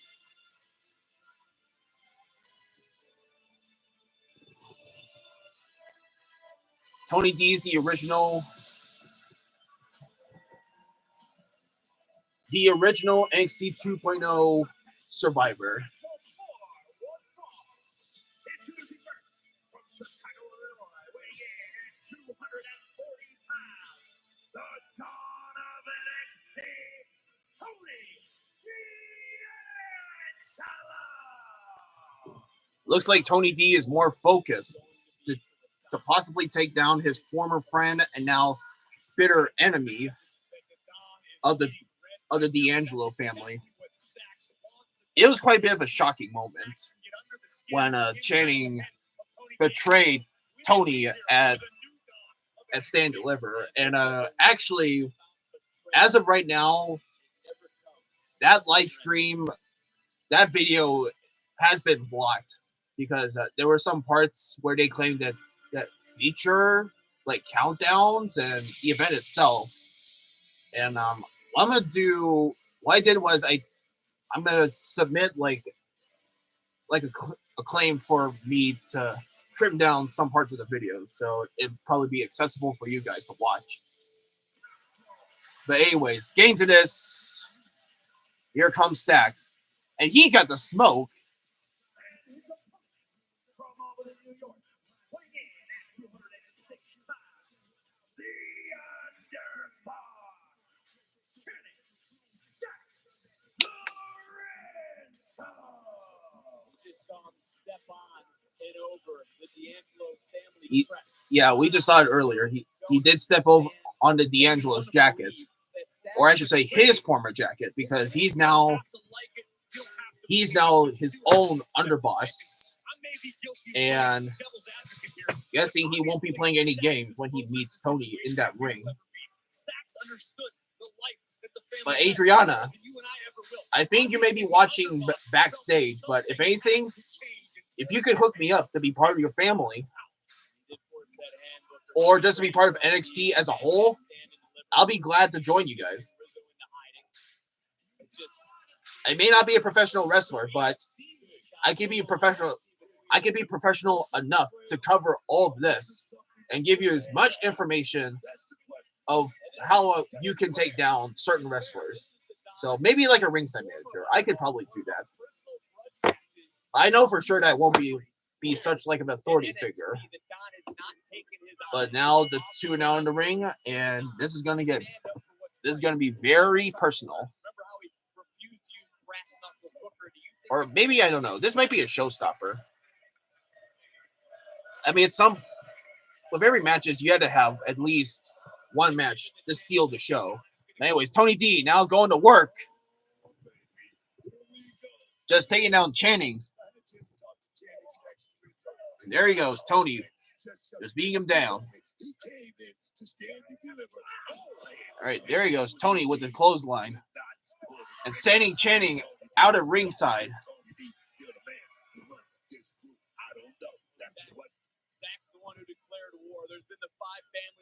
Now it looks like, open. Channing looks like he's going to do a little reverse. Oh, Tony sending Channing back inside the ring. I mean, I feel like that's the thing with like personal rivalries, is that if you want to get the job done, do it inside the ring. You can't make any success or any sort of accomplishments outside the ring, because that's a bit of like dirty work. And I believe Channing's gonna do that when that fact that he's in the ring with Tony, his former mentor and now turned enemy. And Tony reverses. Now with the forearm punches.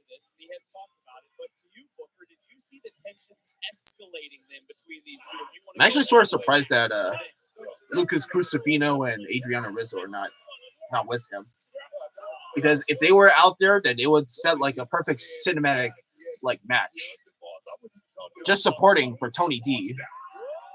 And looks like Tony D did a little suplex, sending Channing's outside the ring. And now Tony trying to meet with Channing's. Very good clothesline there.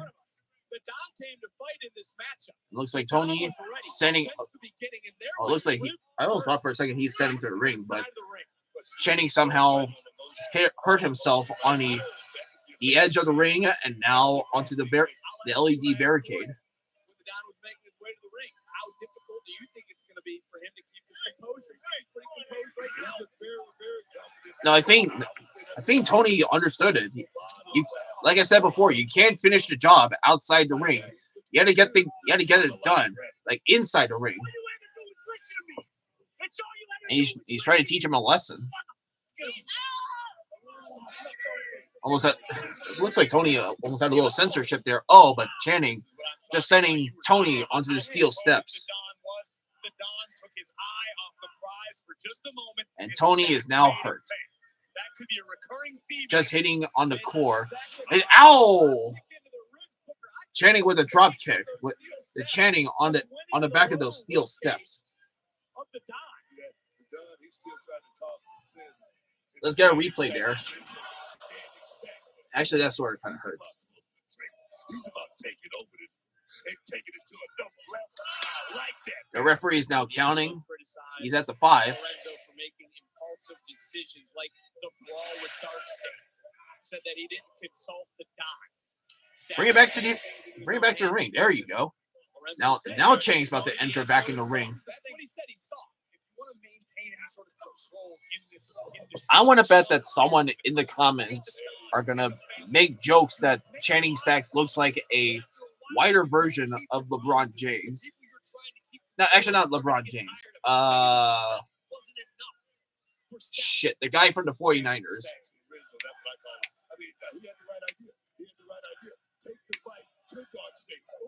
You know, I can't even think. But that guy from the 49ers. Oh, Mahomes. Patrick Mahomes. He's a whiter version of Patrick Mahomes because of his physical appearances. Even though Patrick doesn't wrestle, he does make several appearances every so often in WWE. To Channing, he has already done a lot of work to Tony, and Tony is in serious trouble. Hooks the leg and kicks at it too. No respect. You can't even get called a guy by his full name. That's what I'm talking about. That's exactly what I'm talking about. If I sat here and said Channing Stacks Lorenzo, now it looks like Channing is holding Tony with the submission move of his own. It seems like you're just trying to actually both submission and try to beat him down with his elbows. We had to clap. Actually, let's take a look here because there's a little description of Worlds Collide and Money in the Bank. So both events in one day. So it looks like Worlds Collide starts at 12 o'clock on Pacific time, and Money in the Bank will be at 4. So, okay, so it kind of serves as like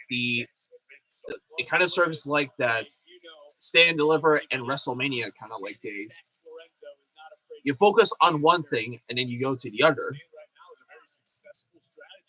And while we're at it, I think I want to talk about like this year's Money in the Bank because so far I heard some complications of the women's contestants. I mean, not compliments, but some names added to the women's and men's Money in the Bank ladder match.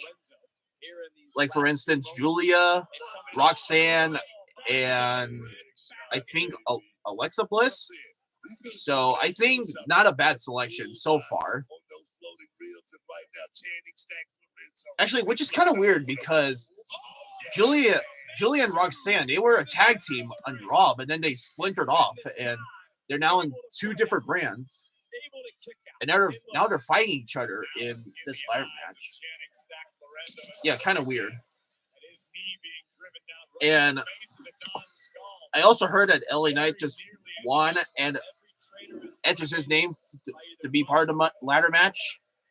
And someone say it's the 3rd time's a charm. And I feel like I'm gonna tell you guys right here. If LA Knight does not win that briefcase, but in a different color, then we riot. Like he's won the United States title before 2 times, but he has never won a major title like this or that. It's a bit of an older version of the World Heavyweight Championship, but he has never won those. I mean, he always has been in like he always has been in the main event level when he first debuted. Firstly as Max Dupree and now LA Knight. But he has never gotten that big. He has never got that big moment. I mean, he always been in that mid-card title under the United States champion. I should say both of those. But he has never like gone fully to the top. I mean, what happened? But anyways, let's get back to this. Looks like now the match has gone fully underway. Tony D taking full advantage and just taking down Channing. And he's feeling electric. Does he take those suspenders off? And just go Don mode?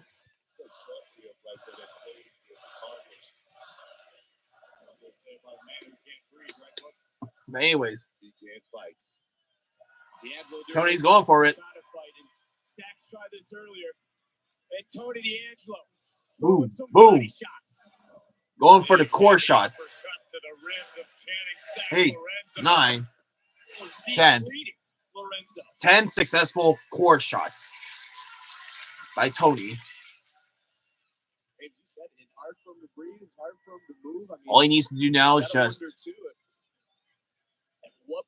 do a finisher or something.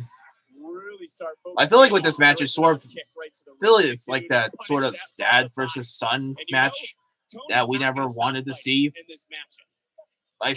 I know for sure that someone did it before, like Rey and Dominic Mysterio, and maybe some popular sibling rivalries like Matt and Nick Jackson themselves. Dom with the suplex, hooks the leg, kicks out 2.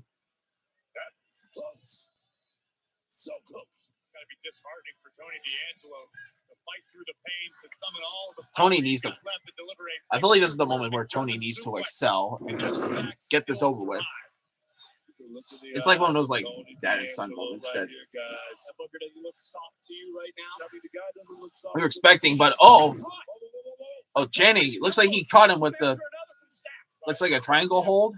Just lock it in. Stacks and lock it in. Oh, but Tony, with the strength, carries him up and does a power bomb. So much taken out of the time. And instead of going for the cover, and Tony again with the forearm punches, just beating him down. He's not thinking straight. What? Why did he stop? Yeah, what? Why he stopped? What's Tony doing? What the hell? What's Tony doing?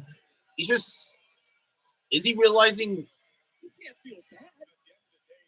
Oh, I feel like he's just realizing that he cannot really hurt his own blood.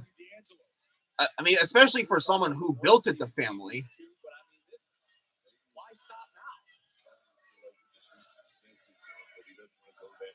It's like he really wants to handle this business, but for him to kill his family is just like ridiculous, and he sort of understood it.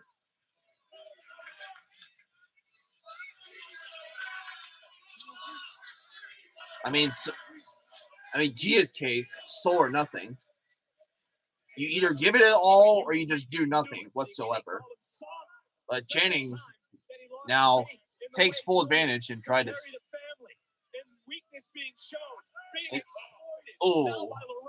Jennings sending Tony to the LED ring post on the edge of the ring. And now Channing going to the other side. Trying to do the knees. Ow! Barely misses. And now Tony gets back in the ring. Tony getting right back up, and now finishing move. Actually, a signature, I guess. But looks like Tony.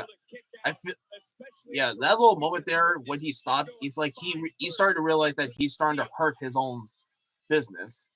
He's hurting his own family, his own blood. It's more than just a match, guys. He walks away here is going to be truly the boss of this family. I guess a little kiss of death, I guess. The ribs. The kiss on the head. Uh-oh. Looks like Tony kind of felt like he felt rupture on his ribs there. And now Channing got him there, and looks like Channing going all the way up to the high ring district with his missile, with the top rope drop kick on the back of his back. Is Tony D'Angelo. Do your job, ref. Do your job. And now it looks like Channing. Oh no! I think he's gonna grab. I think he's gonna go grab that. Oh, he's going for the crowbar.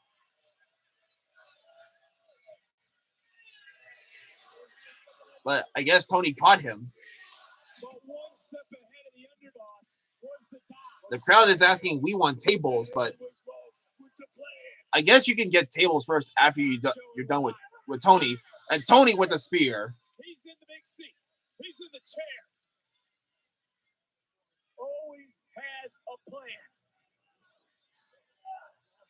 Or as Dutch Vanderlyn says, I have a goddamn plan. The official might want to get in there and think about stopping this.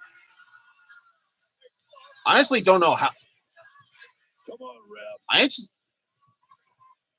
I mean, I know with Dutch Vanderlyn, he goes very aggressive with that high pitched tone when he gets angry. But oh, we have a little conversation here. Looks like Channing wants to apologize, and now Tony is going to make him eat his own words.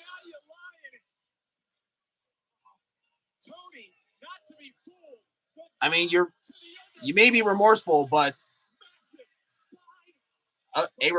an apology cannot be accepted. Lucas is out here.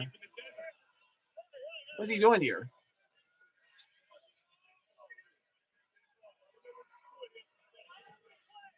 No, oh, Channing from behind. Oh, God.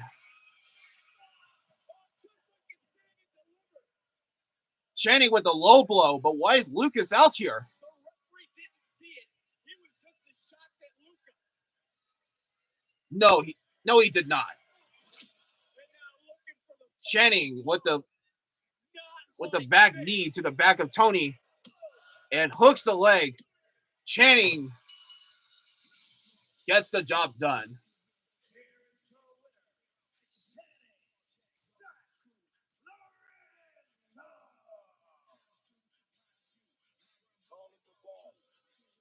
Yeah, you remember how I said why I realized that Luca and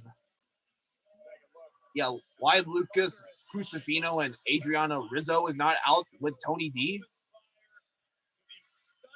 I feel like there's going to be something at the very. I think there's going to be something as soon as they're done with the replays. Because knowing that Channing has won the match and took down Tony as he promised, I feel like there's going to be something horrible here.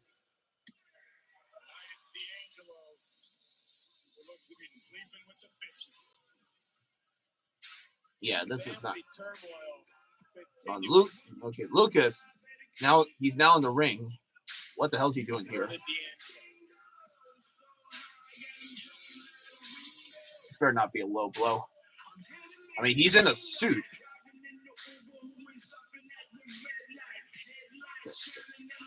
Oh, it looks like Tony tries to shove him off. Try to Lucas doesn't even know what to do in this situation. Try to settle the deal with either if Lucas tried to settles a deal with Channing after what they discussed, like behind the scenes, and knowing that Tony is probably hearing about all this stuff, I don't know if there's going to be like any trust with Tony whatsoever, knowing that he just basically just took a downfall of his family. But yeah, that was it. I was kind of a little bit. I was kind of a bit worried for a second that maybe that Lucas may turn heel and join Channing like he wanted to do, or actually not wanting anything to do, but join with Channing after he saw a little like jealousy from Tony D. But now that he's done, I guess the next thing is what's going to happen to Tony and the future of his career. What Channing is going to do. Or actually, what is the family going to do now? Does Lucas stay with either Channing or Tony? Like, is there any trust now with the family? I think that's the reason why. Maybe that's the reason why Adriana has followed me now on Twitter.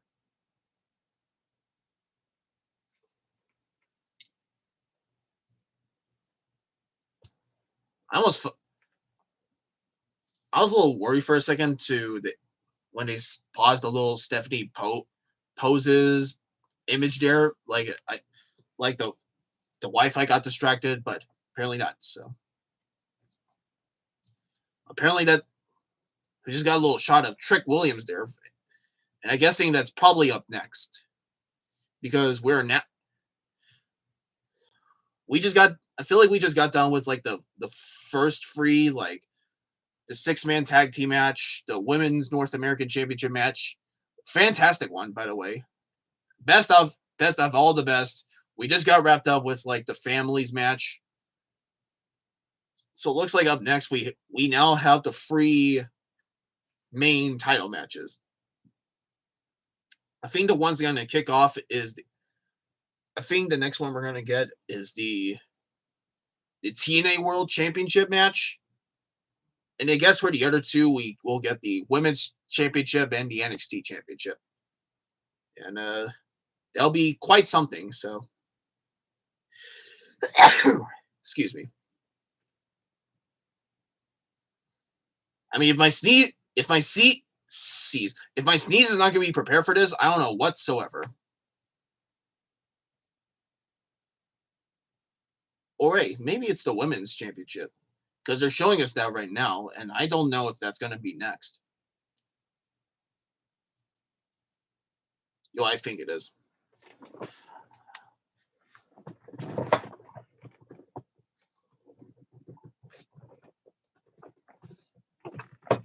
Actually, getting back to this Papa John's pizza, but is it just me, or do any of you guys like your pizzas that are fresh out of the oven, or do you like your pizzas that has been like chilled for about like a couple of hours and you just want to eat it like when it's like not very dry but very like almost still like preserved, but not, I think not as like oily, I guess.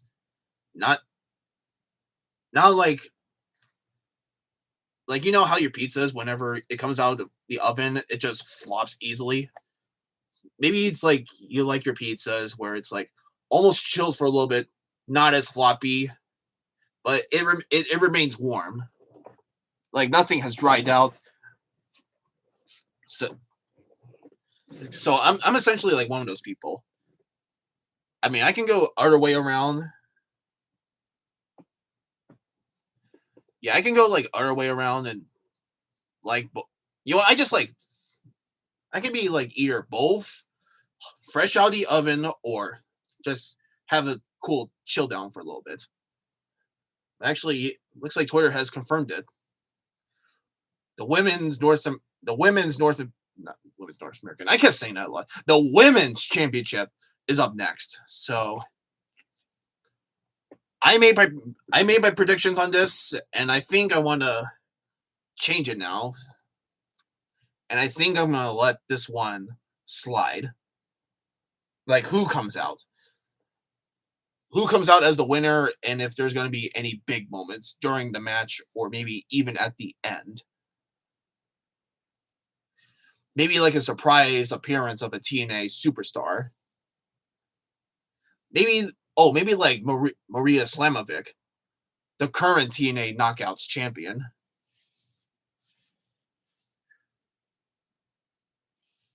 I mean, Maria, she has made a huge name for herself for being like the true defiant fighting Knockouts champion.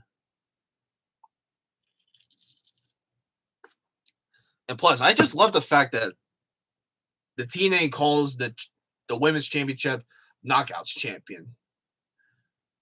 Like, I think for their philosophy is that even if you're a woman, some say that you can't do it. But I guess for TNA's philosophy, women can do it if it takes like one simple blow, or maybe just like a single punch in the face. So maybe that's why it's called Knockout. Or maybe I haven't paid so much attention with TNA of its history, because I know so much for WWE and sword fighting with katanas.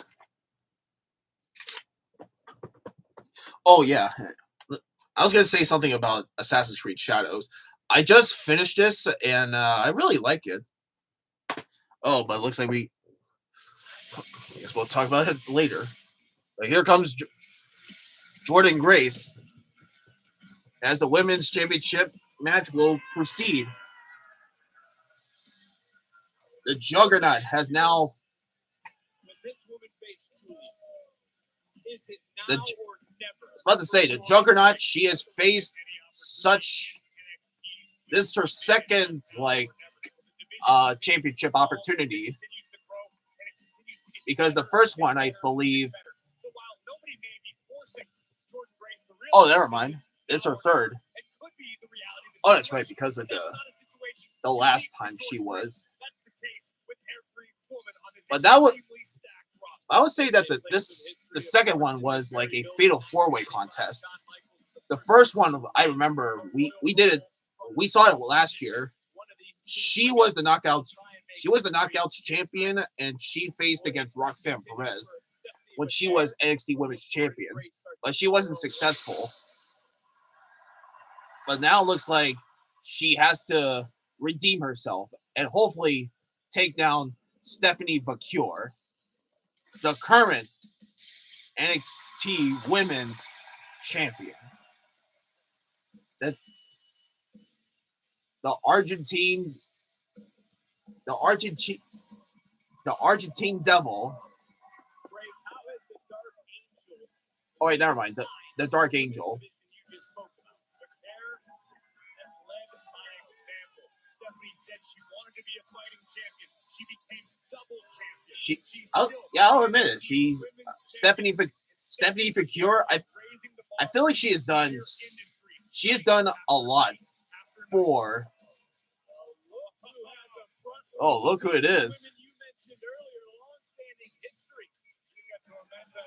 She looks like she's meeting her rivals, her prodigies back at AAA.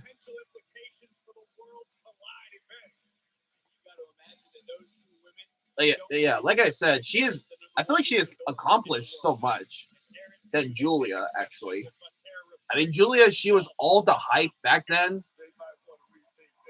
And now that Stephanie has now is the current NXT Women's Champion, I don't know if this is going to hold up so much for this match. The following contest scheduled for one fall. is for the NXT Women's Championship.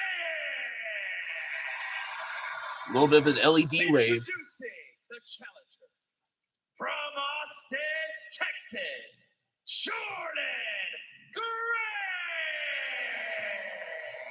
You could have said the Juggernaut, Jordynne Grace, because that's her nickname in TNA. From San Fernando, Chile, she is the Chili Devil. Champion,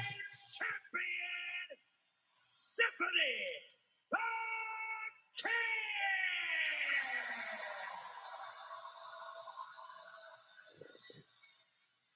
Yeah, I feel like I want to set my predictions.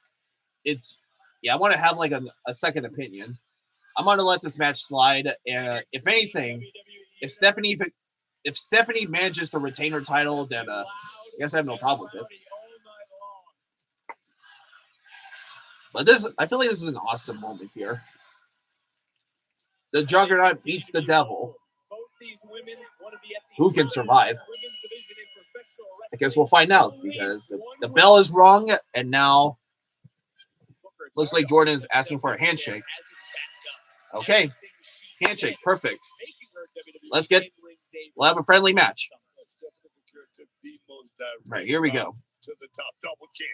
Locked in. Trying to lock each other with their arms. I mean, I think that's going to be the challenge for Stephanie. Her agility must meet the super heavy strength of Jordan. I mean, have you ever seen Jordan's like weightlifting videos? I mean, she can literally lift anything up to 100 pounds. That's how strong he is. Not he is. That's how strong not Steph. That's how strong Jordan is. I couldn't even speak.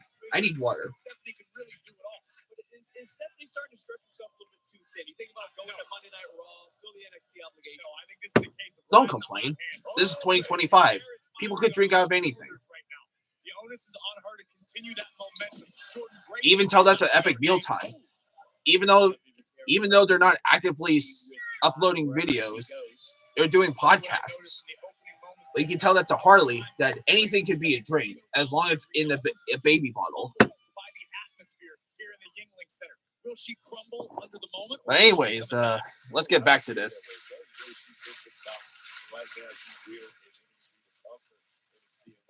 So much ass shots from both of them.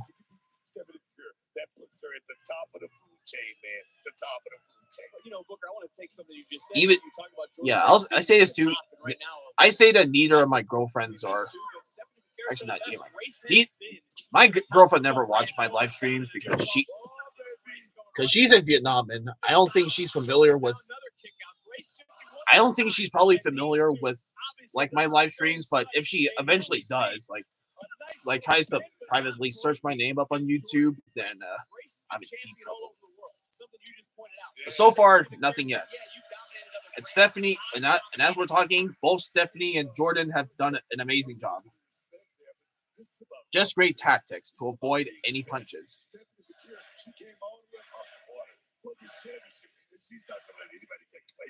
A surreal moment. Crowd is chanting NXT. It looks like they're gonna do it again. Another headlock. It looks like Jordan taking all of her strength to push Stephanie onto the corner. The crowd is chanting for Stephanie. It looks like, woo! Jordan was going to do a chop, but Stephanie did her own. No, it's like Stephanie, her own innovative move, try to hook her up and kicks out too. And now Stephanie does a suplex to Jordan.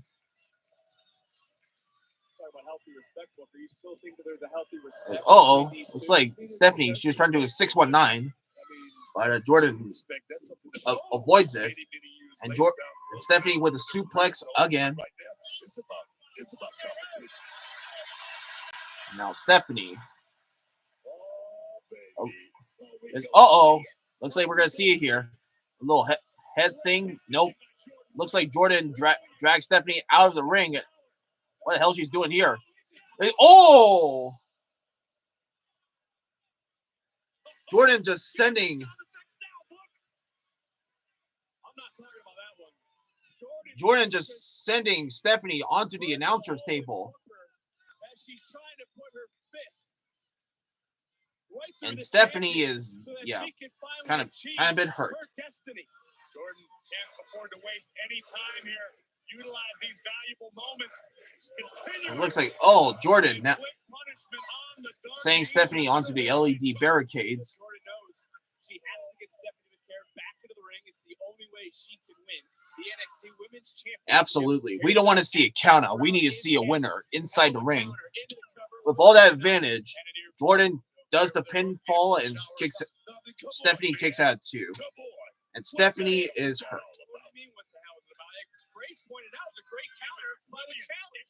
And now looks like Jordan is trying to do a little Boston Crab here. Yep, Boston Crab. Looks like Stephanie must find a way to get out of it.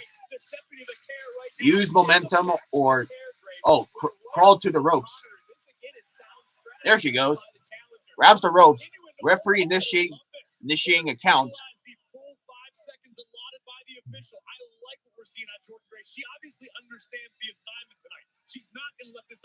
If only Jordan can focus. Use all of her strength. Like her heavy strength to take Stephanie down. At the same time, though, she has to watch for Stephanie's tactics. Like what kind of moves that Stephanie would do to Jordan. But looks like Jordan now gets her with a submission move. But looks like Jordan tries to break the submission move onto the corner. And a little slam. Every time she's ever come up short, which isn't frequent in her career, she's a master. Looks like now Jordan is getting up. He's trying to do something in the corner for Stephanie there. Forearm punches. Tries to send her back to the corner. And now Jordan Grace with a little slam there. And Jordan was going to do a little Vader bomb there, but Stephanie reverses it, dodges it, and now she's trying to get back up. Stephanie gets to the middle ropes, but Jordan Grace with the slaps. Really slaps? Oh, but Stephanie with the arm lock on the ropes. And now it looks like Stephanie, the top rope, crossbody splash to Jordan. Looks like she's getting back in momentum. Eat the feet. And now Stephanie back at full advantage, shoving boots to Jordan's face. It looks like Stephanie, there it is, knee drive. Double knees connect. And now Stephanie does another suplex. Oh, and it looks like we're going to see it.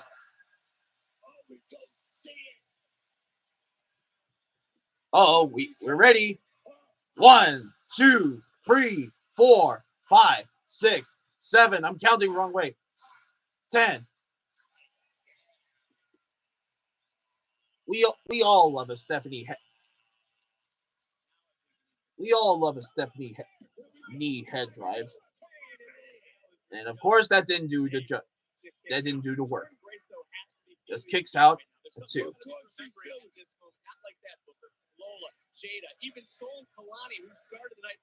I suggest that Stephanie do it one more time.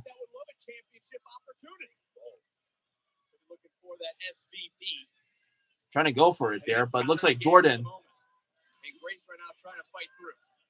She's trying to do the Boston Crab again. I think the one move Stephanie needs to avoid is the Juggernaut driver, because that could finish her off easily. And if she does, we will have a new NXT Women's Champion. And Jordan with the athleticism. Oh, little punches there. Jordan Grace. Oh, but Stephanie tries to do a little clothesline, but she doesn't take it. And Stephanie does it again. No. Oh, a little slam there by Jordan. Oh, but Jordan sets her up. Hooks the leg. Kicks at 2.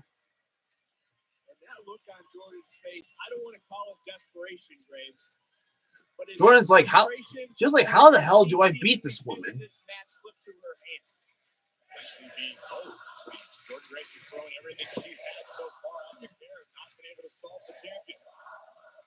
Either she goes full Juggernaut mode and beats Stephanie down like crazy, or Stephanie must think hard and tries to take her down easy. Actually, I take that back. I think it's Jordan trying to go full Juggernaut mode here.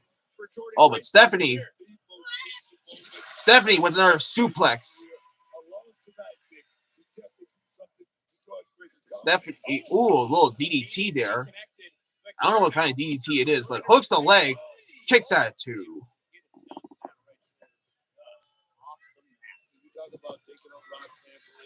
I just feel like that Stephanie has met her biggest challenge of her life. Just trying to take down Jordan. I feel like Roxanne took it easy because she understood, like not understood. She studied so much from Jordan, like what are the tactics to take her down, aside from the strength from Jordan. Oh yeah, I feel like at the same time though, I feel like Roxanne kind of did a little dirty with Jordan. Because if I remember correctly, I think Ashby Elegance kind of basically screwed Jordan over. All because of Tatum Paxley. Hopefully there's no screw up in this one. And Jordan Grace to the middle rope, just slapping the hell out of Stephanie. And now it looks like Jordan goes for the little suplex of her own on the middle ropes. Oh, but Jordan, not over yet. A little jackhammer. Kicks at two. Let's see a little replay there. She goes for the suplex, gets back up, and does her little jawbreaker. Jackhammer, I'm sorry.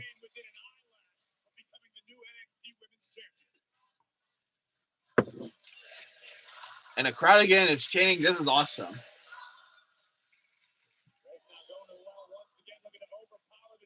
Anyways, oh, Stephanie with the roll-up. Jordan kicks out. Oh, but looks like, what's Stephanie doing here? A submission move? Oh, but Jordan rolls her up. Uh-oh. Jordan. I mean, no, Stephanie. SVB? No. Uh-oh. Yeah, I was about to say, she's going to go beast mode. Another roll-up kicks at it, too. Where's the Juggernaut driver? Uh-oh. Oh, my God. Jordan Grace. What the hell she's doing? Oh. Stephanie reverses it. Does a roll-up. Kicks out one there. It's Stephanie now delivering those punches into kicks. Super kick. And Jordan just awkwardly just tries to go out of the ropes.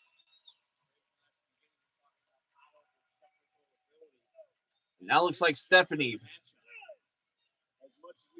Either we see a crazy move from Stephanie, or Jordan does something crazy to Stephanie outside the ring. Because this has been amazing. Oh, but Jordan Grace. Oh, shit!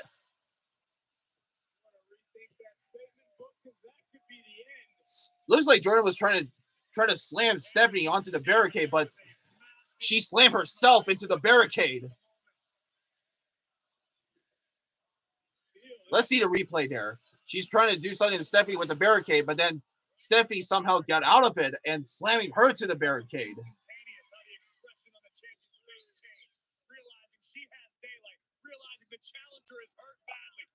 Wow, I feel like they're saying the stage early to try to destroy the ring. SVB. Is that it? 2. Oh, shit.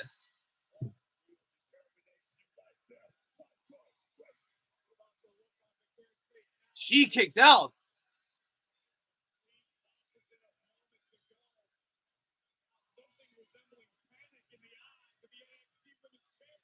That was unexpected. I mean, how can you... I mean, again, the strength or the the high flying abilities. Looks like she's trying to do it a second time. Oh, but Jordan tries to take her. All right, now it looks like we're going for those punches. Boo, yeah. Yeah. I mean, they're all great women, so there's no arguing. Okay, maybe there is. Yes.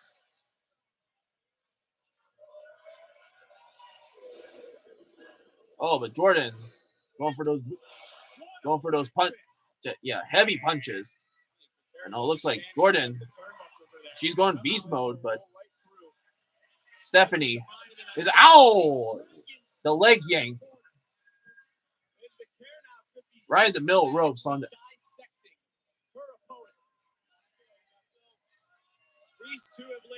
And now it looks like Stephanie, she goes to the middle rope. Looks like middle rope, but looks like Jordan tried to catches her.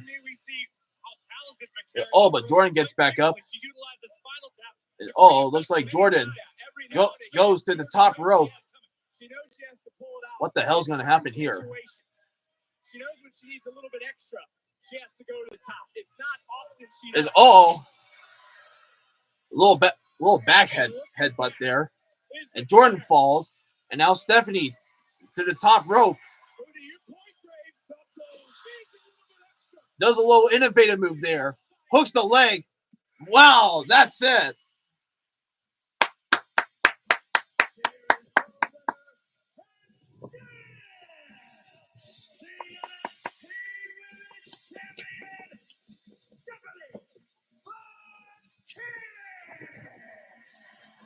Okay, that is definitely a show stealer there.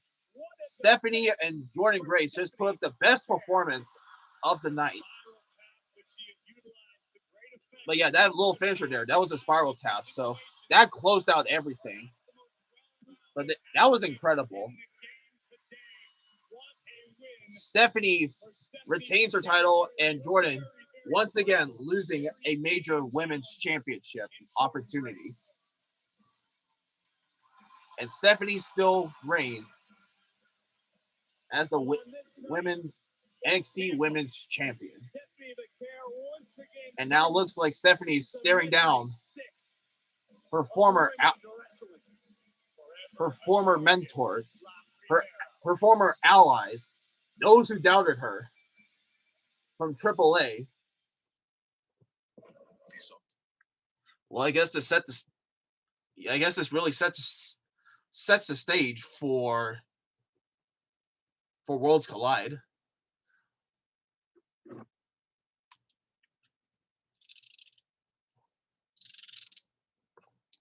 So we may see a lot of a couple of new, some old and new people from AAA and some luchadors to Worlds Collide, and and just announced Crown Jewel at Perth, Australia. I mean, to be fair, Australia, they do have a great crowd, but nothing can top some of the other international places. I mean, we don't know for sure. Fuck Saudi Arabia. If you do it in Europe or Australia or maybe Japan, oh, that would be a good seller. And yeah, just like I said, or even I said it, even we just acknowledged it. They'll sell easily. It'll make the most money, and the crowd will lose their shit. Just for the best wrestlers. I mean, yeah, just for the best wrestlers and anybody who's well known of their country. So, okay, looks like this is it, folks. The last two major championships: the TNA World Championship and the NXT Championship. NXT North American Champion. Oh, it looks like we have a little segment here. I guess before we get into the actual event, TNA World Championship or whatever championship comes next, we got a little introduction to the Revolution Ricky's safe. The Revolution is here at Battleground.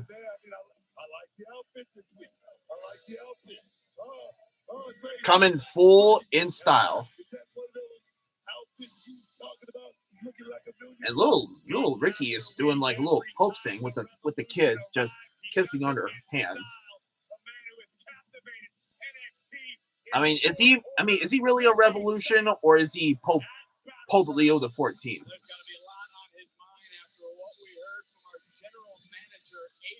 I feel like that's a new thing now. When he raises a championship, the crowd goes like, just that. And of course, looks like he's gonna do a little pose there. If he's going to do it in the ring with Sarah. Okay, maybe not, because it looks like we have a little interview. We heard from Ethan Page that he believes he's got you exactly where he wants you ahead of your title defense. And Ava announced that will kick off Tuesday night show. Okay, so I was right. It's going to kick off. Ethan likes to believe that he is this genius mastermind, and yes, he is smart. But Ethan is more like the guy that you always see at the party. You do not know why he is there. Nobody invited him. Nobody wants to hear from him. Hey, dog, nobody He's a wants trespasser. And I seem to be his new favorite Total trespasser. And I thought after just I trying to crawl his way for something like this, or any of those on top of there. Stays on his mind 24/7. Actually, I don't think he'll go for the NXT or Tag Team Championship. The way that if he has Josh Alexander. I mean, if Josh Alexander did not go to AEW and he remains in TNA, then we would get the North reunion. I knew that his greed wouldn't let an opportunity like this slip away. Point blank, I am tired of you, Ethan Page. That's it. So if that means that I got to show up and start the show next Tuesday and defend the North American Championship and whip your ass, then hey, baby, let's dance. I feel like there's going to be an attack coming out from Ethan, like just out of nowhere. If he's going to come out from either side of the crowd for where they're standing, then that's going to happen for sure. Unlike Ethan, if anybody wants a piece of Ricky, then you can come and get it. And if you don't mind, I want to here. I'm going to go ahead and take over this right quick. This right here means that I am an ambassador. This right here means that the revolution will always be televised. So at Worlds Collide, if that means I got to do it against the best that AAA has to offer, hell, if I got to go to Tijuana, if I got to go to... Uh-oh, there's Ethan. And Ricky, he just knew it. If you want to get his hands on Ethan, you might as well do it here. I mean, I feel like that should have happened. The NXT North American Championship should have been defended on that, like today. Like, here comes security. Just take him out. And my iPad just logged me out. Please come back. I know for sure it's going to be like a showdown for... Yeah, it's basically going to be like a preview for the showdown for both Ricky and Ethan, the battle for the North American title. But honestly, they're all great, but I would lose my shit if Ethan does win the North American title, because whoever comes out and wins that title, that means there's going to be a battle royal in place of that same night of NXT to see who will face either Ethan or Ricky for that North American title. So something tells me that, yeah, I feel like something tells me that Worlds Collide is going to be not just WWE itself, but it's also going to be NXT, because they brought that up. So I honestly want to think that there's going to be some titles, maybe mostly likely be Intercontinental, or yeah, most likely Intercontinental, United States, NXT North American, all the women's, Intercontinental and United States. They'll be there. And they may probably just throw in like some AAA titles of that event as well, because you had to bring in some titles in because of like what's going to happen after this. We got the TNA World Championship being defended at Battleground, and that's going to be a huge statement. Like if Joe does it, then have those at AAA defend their titles against someone from WWE and successfully retain it for good. But yeah. Or actually, maybe no. Maybe the NXT Championship is next. Guess we'll see after commercials. I just need a drink.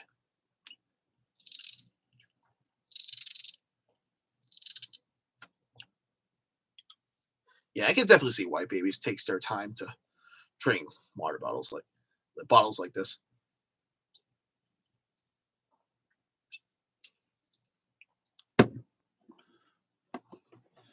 God, I miss Universal Studios. I just really want to go back to Universal Studios. But at the same time, though, it makes me want to go to Epic Universe. I think that's the name of the new attraction. And as far as I know, that Epic Universe, they set up like 5 themes of their attractions. So I think there's like Nintendo World. There's the Wizarding World of Harry Potter. I think there's the dragons, like the How to Train Your Dragons like attraction.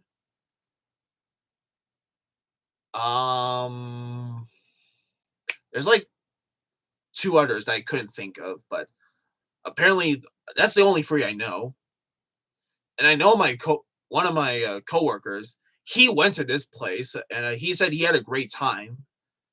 But the only gripe is to be sure to wear like appropriate clothes, because from my understanding that it's going to be humid in Florida, and I can understand why, because I may be used to like tropic areas like Florida, but this summer actually I'm actually going to Cancun.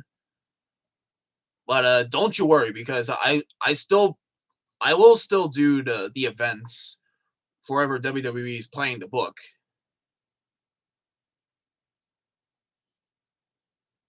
Wait, Money in Bank, that's June. I want to try to remember what's in July. But truth be told, that I'll still watch that. I'll still watch whatever's on July, because I may have heard. I think we may have heard it, but we kind of lose track.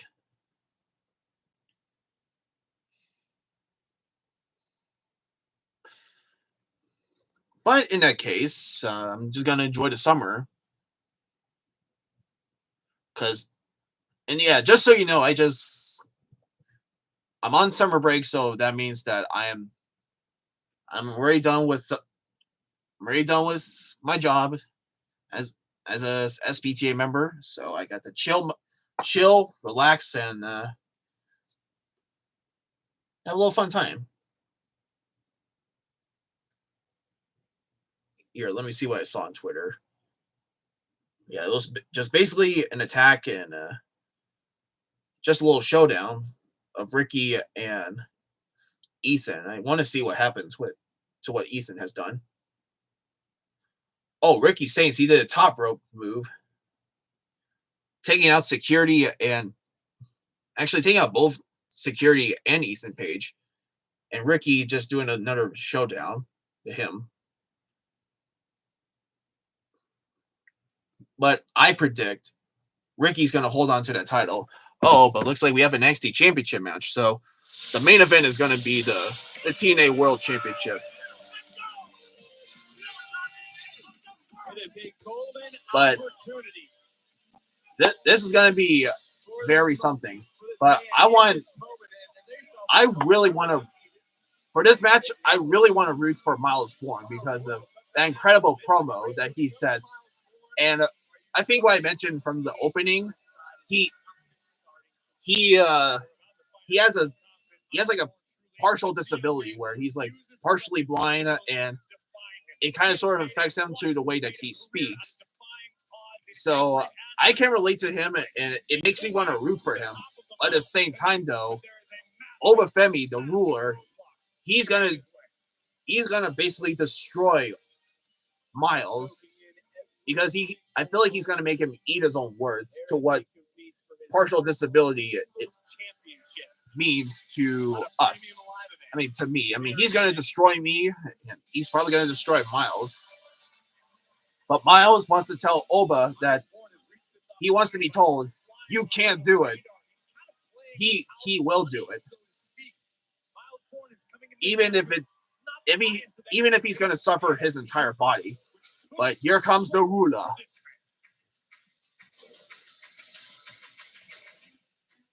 Woo! I feel like at some point Oba's going to get called up to the main roster, and he'll just probably be a main eventer, or the worst case scenario, just boom, and he brings out the smoke and does the little walk. The NXT champion. Just, just walking and grooving with the title. I mean, I would walk with that too. Like if I was a teacher and if I come out to that entrance, I'd do the same thing like Oba.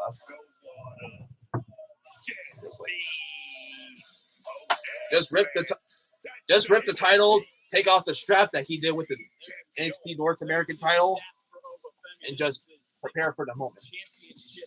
Oh, my chair's stuck. Championship defense. Oh. And no one has won more championship matches than Oba since the start. It may be the wrong version of the NXT title, but it's still an NXT title, so I say this is going to be a classic. The following contest scheduled for one fall. One fall. It's for the NXT Championship. All right, here we go. Introducing the challenger from Wilmington, North Carolina, weighing in at 220 pounds, representing No Quarter Catch Crew, Miles Bourne! Hey, who's the crowd booing him? You can't boo an autistic. From Lagos, Nigeria. Even though he's not autistic. Weighing in at 310 pounds, he is the NXT champion, Obafemi.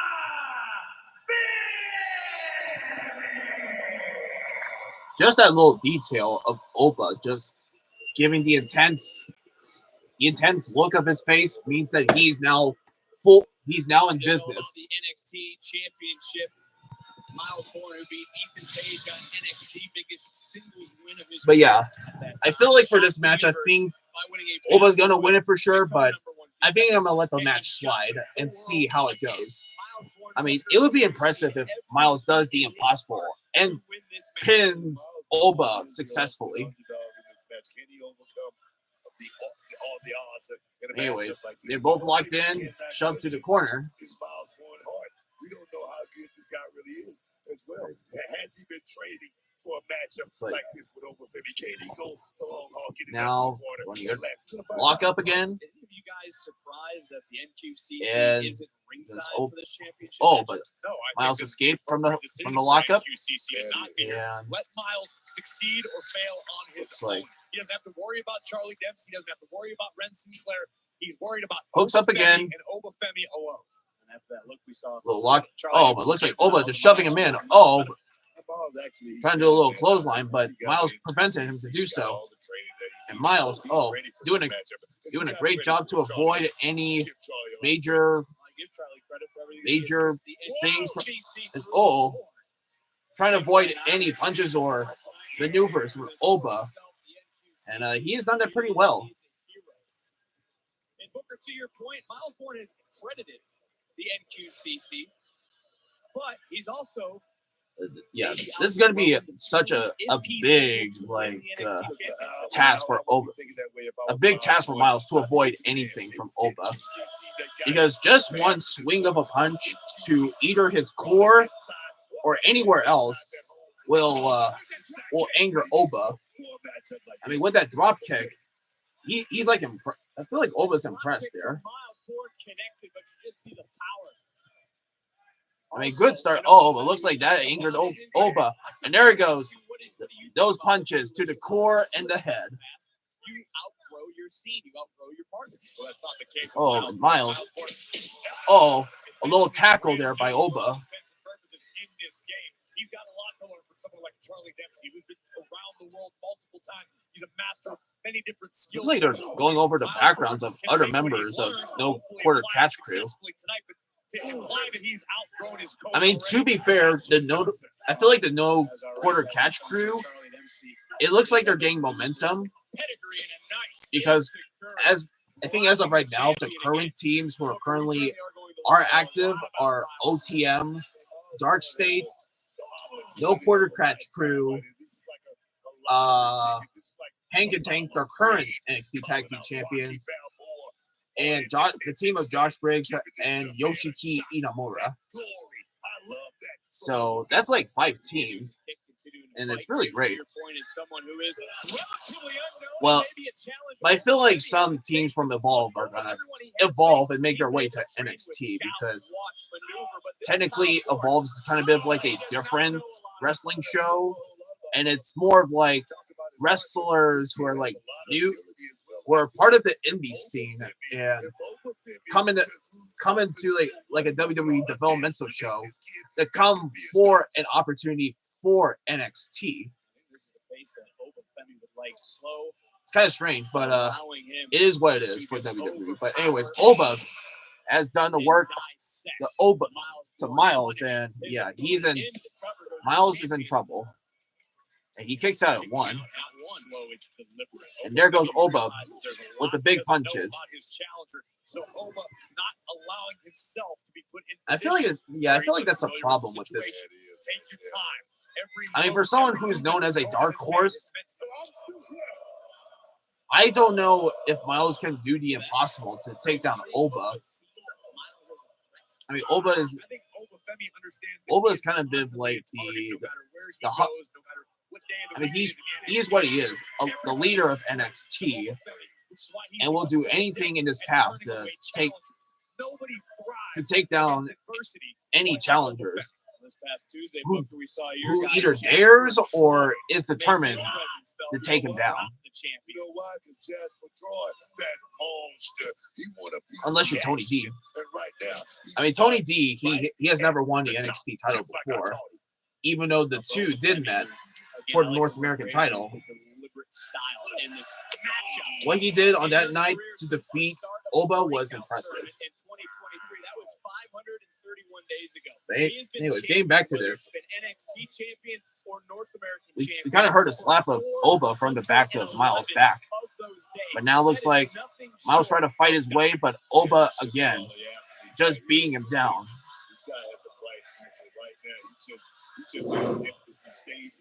Right now, he's putting it on Miles.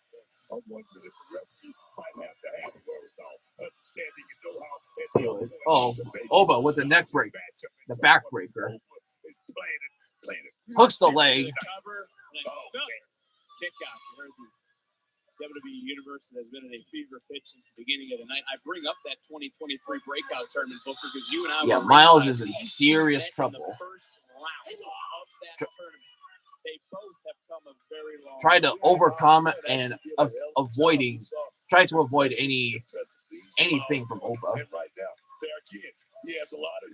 looks like Oba is trying to set him up with a suplex. Oh, looks like trying to go for a suplex, but just for a little vertical slam. It's like Miles going for punches, but Oba responds back with a kick to the core. expeditiously over this last 365 days. You got to give him a lot of credit for that. But is he ready? Is he ready for this moment? Oh. Now it looks like Oba just trying The to. answer right now is the moment belongs to Oba. Now manhandling him and slamming him. Get into maybe an uncomfortable part of this matchup, especially just like a monster. Like an untamed Miles animal. need to remember when you're in deep waters against, well, an There's absolute a drop kick to Miles. There's anything that Miles can remember because he's never really been in this situation. We know Bourne has the cardio. When you train with NQCC, you've got a gas tank on you. That was out of nowhere. Propelled Miles Bourne's career to this I opportunity. mean, look at Oba. He's still standing. Sometimes what you don't know can help you. That's the case for Miles Bourne tonight. I mean, can you get the North Quarter Patch Crew with that drop kick, maybe the third to time probably help but assist? again, Oba just planning with Another backbreaker. Miles Bourne, And now Oba is trying to push further with the backbreaker.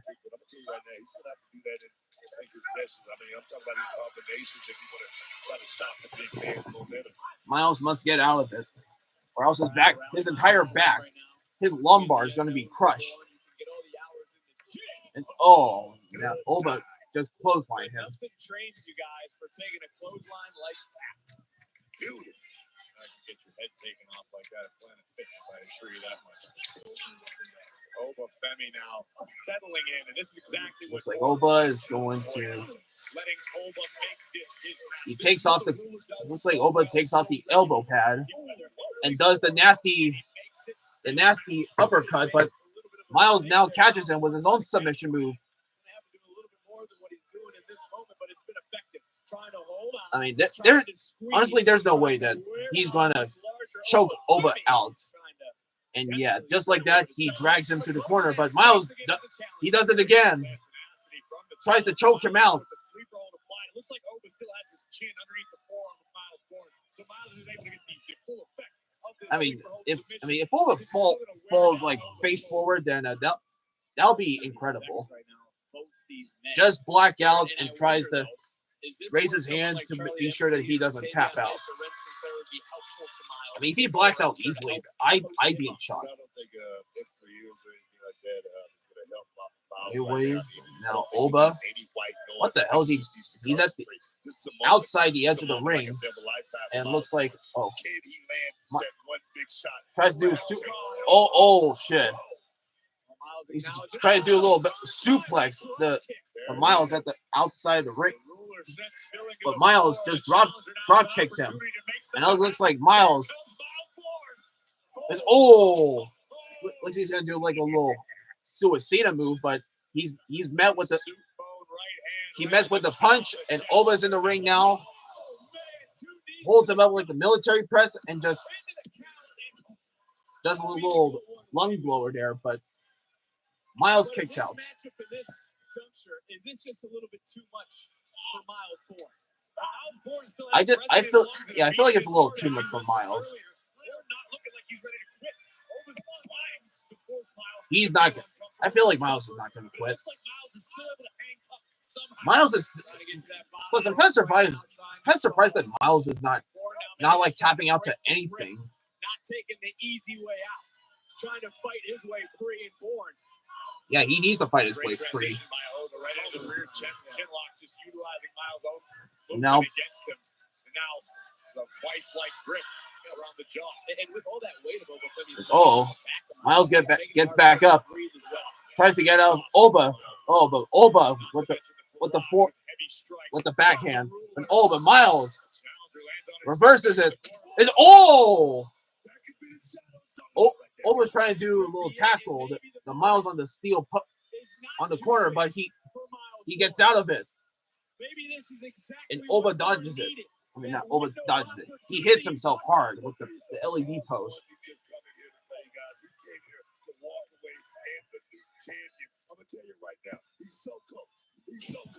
And Miles.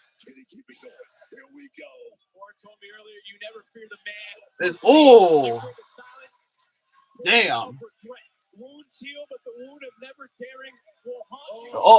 Miles. Tope Suicida. My goodness. No way.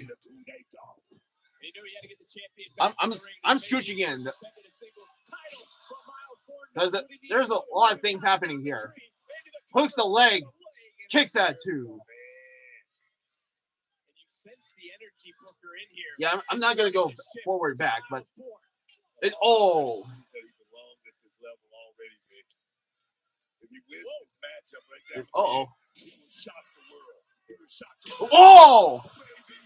A little Randy move there. Hooks the leg and kicks at 2.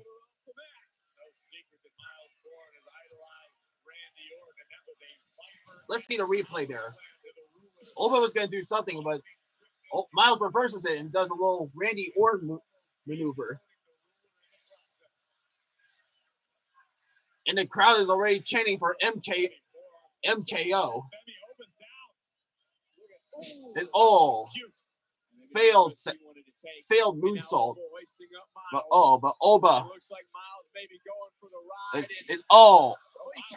he countered. And Miles standing moonsault. But Oba grabs him. Goes for the choke slam. Oh God, that's it. No! 2. If you go to the start of this matchup and you think about when both men came out, there was a loud ovation for Obafemi, not so much for Miles Bourne. It seems to me those here in Tampa. I feel like Oba's gonna do it again. Another choke slam. No way. He's gonna. Miles is trying to attempt a suplex. Is this a case of Miles trying to get cute again, Corey? But Oba drags him to the corner. But Miles. Spike with a Spike DDT there. Seeing that the champion is on the back foot. And now Miles to the top rope. Looking for an exclamation point of sorts to win the championship. Able to roll away, get right back to his feet charge. Looks like fall of Grace. 1, 2. Kicks out 2. A little forearm punch by Oba. Whoa! Miles! Holy shit! Did a suplex.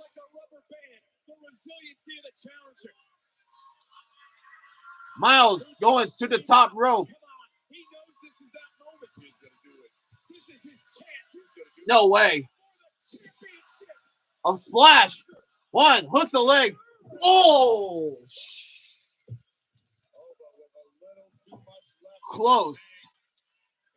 Miles did the splash on top. We almost thought that was it, but kicks out at 2.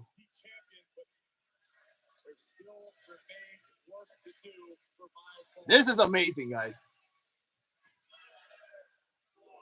Both of these men are trying to give their best of who can win it. Questionable decision for the challenger to stand and trade blows with Obafemi. Just trading punches, and Miles just going at it.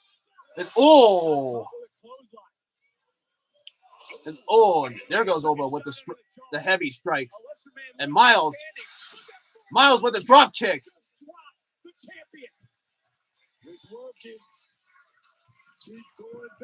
I'm gonna go a little fall. He caught him with the jumping. He caught him with the clothesline. The ruler wants some insurance. Oh no. That's it.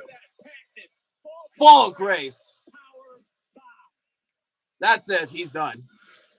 Oh!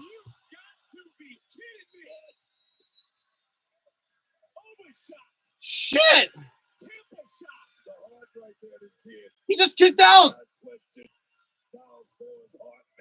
Crazy. Look at him. Oba is now pissed.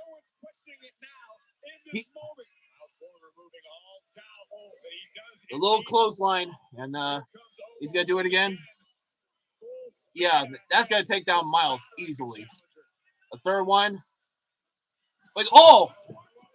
Roll up. Oh, kick out too. What is left? It's all clothesline. Of the challenger. Somehow, some way, though, Miles pulled himself back. Oh shit! I feel like we're getting to the closing moments, and I feel like that's gonna be it. Just grabbing and tossing, and looks like Oba's going for full grace.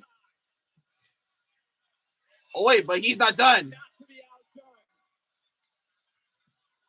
The third one.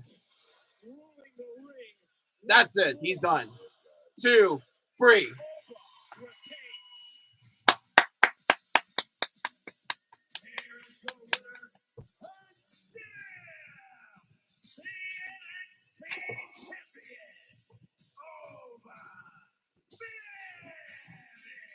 Can't take anything away. Miles Bourne put up the best performance of that night. Even though he wasn't able to win it, he did put up the best performance.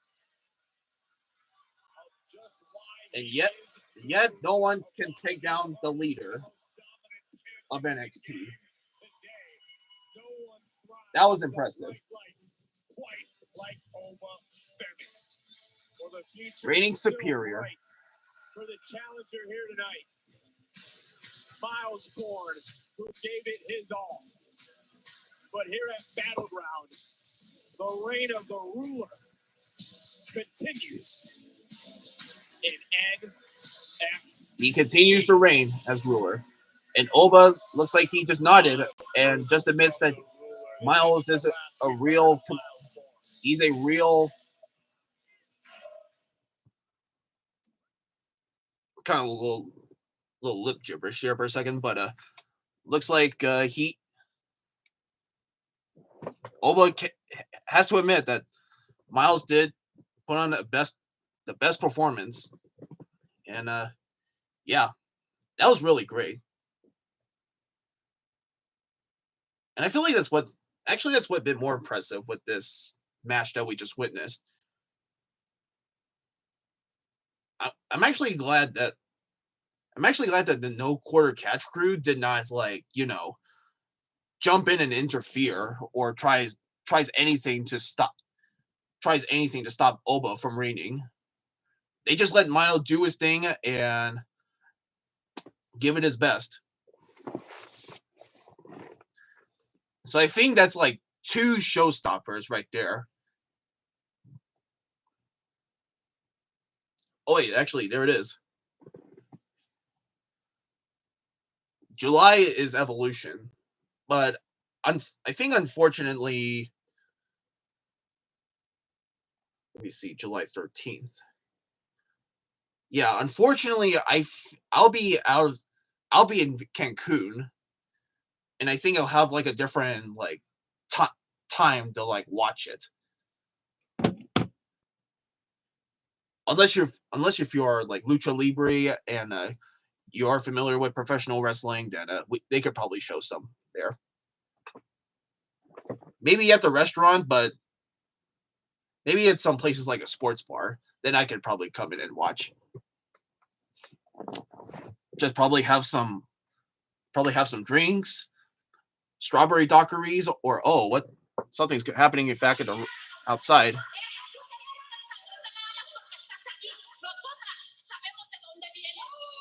Former rivals.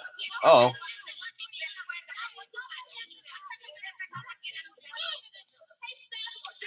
Oh. So that is that what it was from the background? JC just slapped the hell out of Stephanie as the former AAA women tried to go after against Stephanie. We're trying to resettle in because we don't know what we just witnessed at Graves Point. What is it? Yeah, definitely quite is a fight, but honestly, I don't think JC Jane would win the NXT Women's title. I mean, she'll always be like this low card tag team quality. She'll never get I don't think she'll ever get anything like the women's North American title or just the women's title.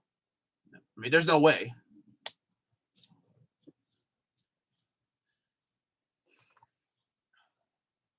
But it looks like so far they're giving us like what's going to go down for NXT for this week. And I'll look forward to it. Because we have the... Oh, okay. Oh, that's cool. All right, Mike Santana is going to make his debut as he faced Tavion Heights. Because I also saw like the LFG Season 1 winner to make his debut. And of course, the kickoff match, the NXT North American Championship. The Revolution Rick Saints versus Ethan Page. But now we have come to this. The TNA World Championship. Joe Hendry versus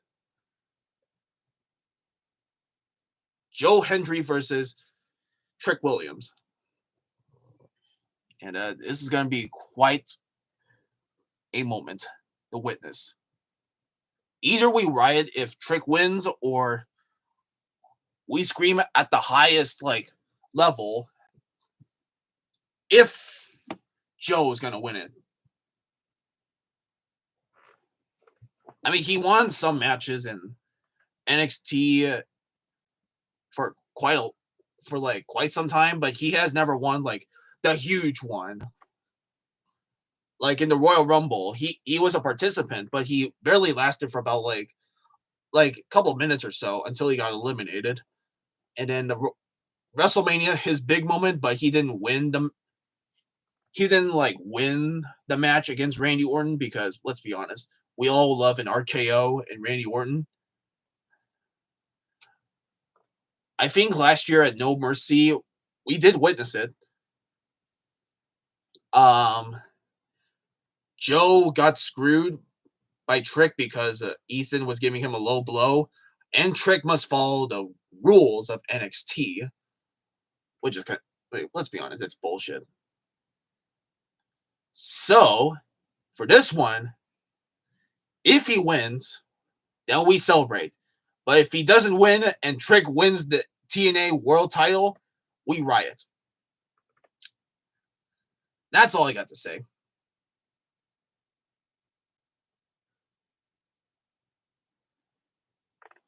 But yeah, this has been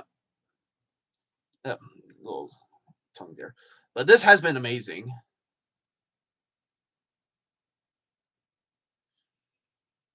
I mean, I don't think there has been a bad match so far in NXT. Well, maybe unless if you count the... I mean, if you count the 6-man tag team match, then yeah, I think that's probably not really much of a lackluster, but it was entertaining, but it was not... It doesn't scream like big like the other ones, like the Women's North American title, all other championships. Those scream big. And yeah, I do have to admit, for what I said earlier, if the NXT North American Championship was defended like tonight, it would be a banger. But instead, it's now a kickoff match for the next episode of NXT, or I should say the NXT after Battleground. So I guess it's probably set the stage for Worlds Collide. Plus, I even thought that when I first heard of Worlds Collide, I first thought that it's going to be like NXT versus AAA. You know, kind of paying homage, paying to that whole thing with like the Forbidden Doors. But of course, in Forbidden Doors of AEW, every single talent in AEW has to win. Such bullshit. Anyways, here we go.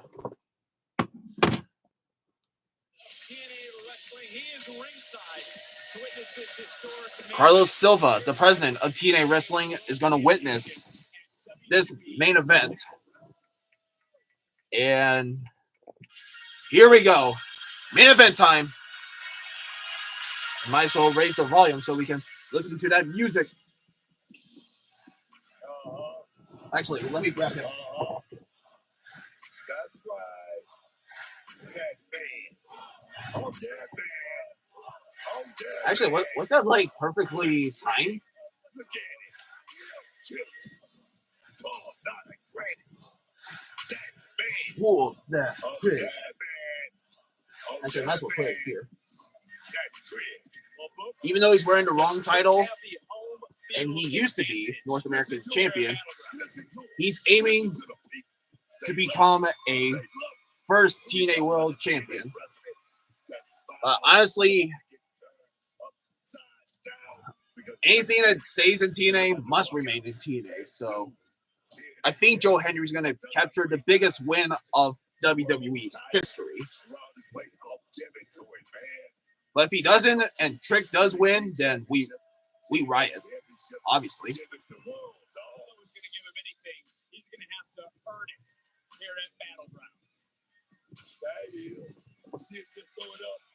But yeah, I feel like Trick has done so much to be main event level. All right. Say his name. Name, and he appears. I believe in Joe Hendry. Love it.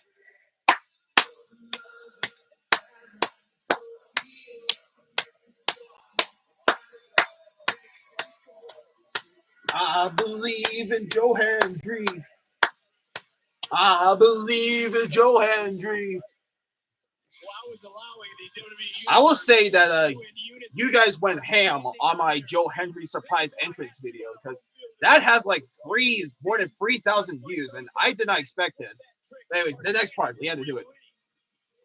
Leave your hands from side to side and say, well, I believe in Joe Hendry. Joe Hendry.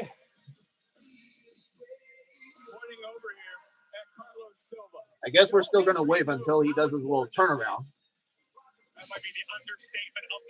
And which I gotta say is pretty hilarious for Joe when he did that little entrance with Hang and Tang on that one episode.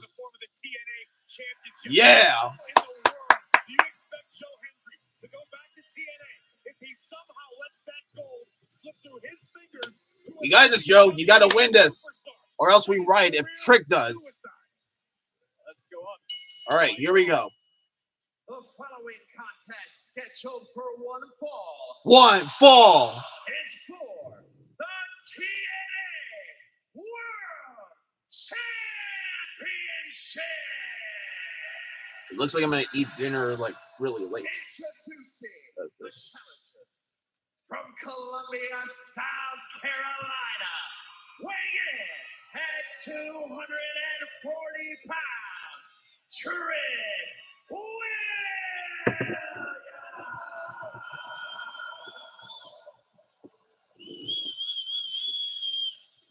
The breakout stars since last year. And his opponents from Edinburgh, Scotland, weighing in at 252 pounds of pure motivation. He is the TNA World Champion, Joe Hendry. And of course, staring down at that camera. Moose, recent TNA champions that were successful against WWE superstars. Successful. Moose barely died from Oba.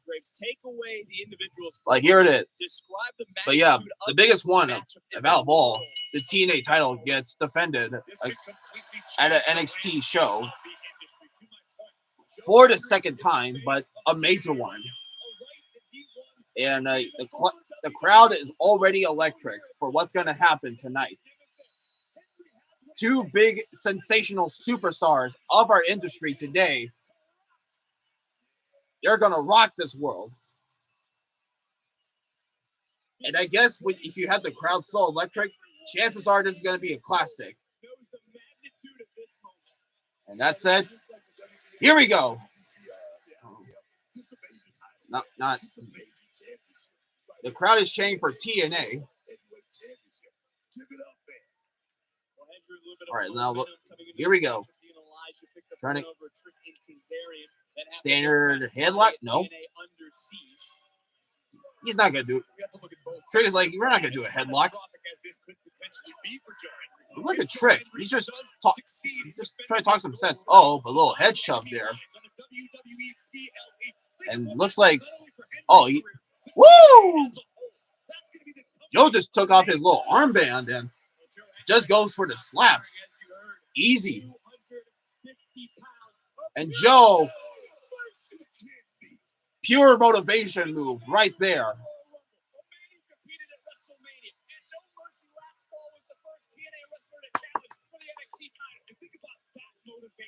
The guy with the 8-bit Hall of Fame.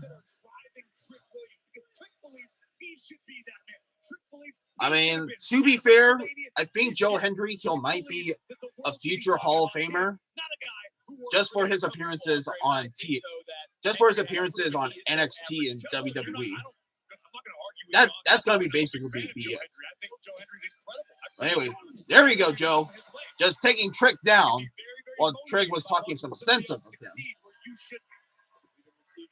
And now Trick hoisting him up. Just counting the seconds. Drop. And Joe hooks the leg. Kick at 2.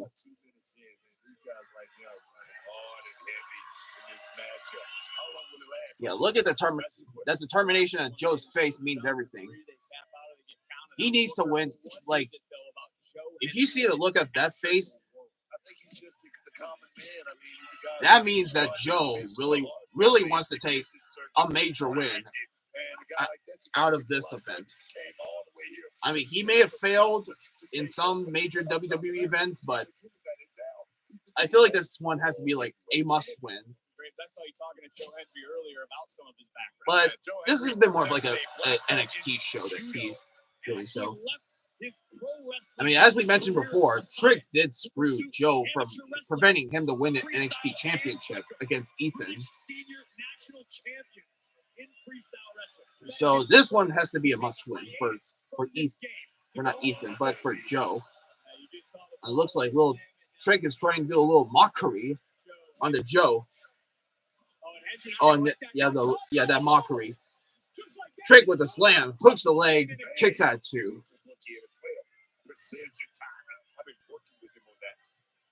Booker, how has Hendry's confidence grown since April the 20th? Now, looks like Joe, not Joe. It looks like Trick is trying to go into the top rope. Yeah, going to the top rope, but Joe finds him there. And looks like Joe, shit. Looks like a middle rope suplex. Or I should say like a middle rope side suplex. Genesis in January, been a banner 2025 as we've already covered. 126 days. Almost felt like my grandpa was calling me for a second. That he was on WrestleMania. He competed on the grandest stage. Pretty sure that he had his dinner, but he's probably on his iPad just watching. This is like the hilarious thing I see from my grandfather. Whenever he's on his iPad, I think like a few years ago, I gave him like a pair of Beats Solo headphones, and it came with like wires, and I thought for a second that it was like Bluetooth, but apparently it wasn't. It's wired, so I gave it to him, and he basically been wearing it ever since. And he's 92, and he has like limited like hearing, so he basically just backs up his Beats headphones and just listen to those, either listening to his traditional Vietnamese music or his daily Vietnamese California news. I mean, I don't blame him, but for him to be 92 and listening to loud music, it makes me kind of feel a bit weary that he might lose his hearing. It may go deaf. I mean, he is kind of been like not really deaf, but he's starting to like lose his vision. So I'm feeling a bit worried.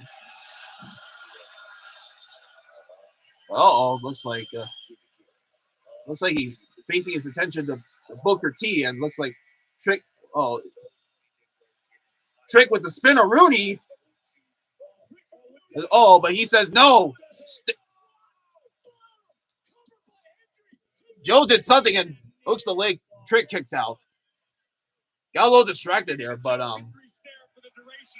he did a little spinneroonie.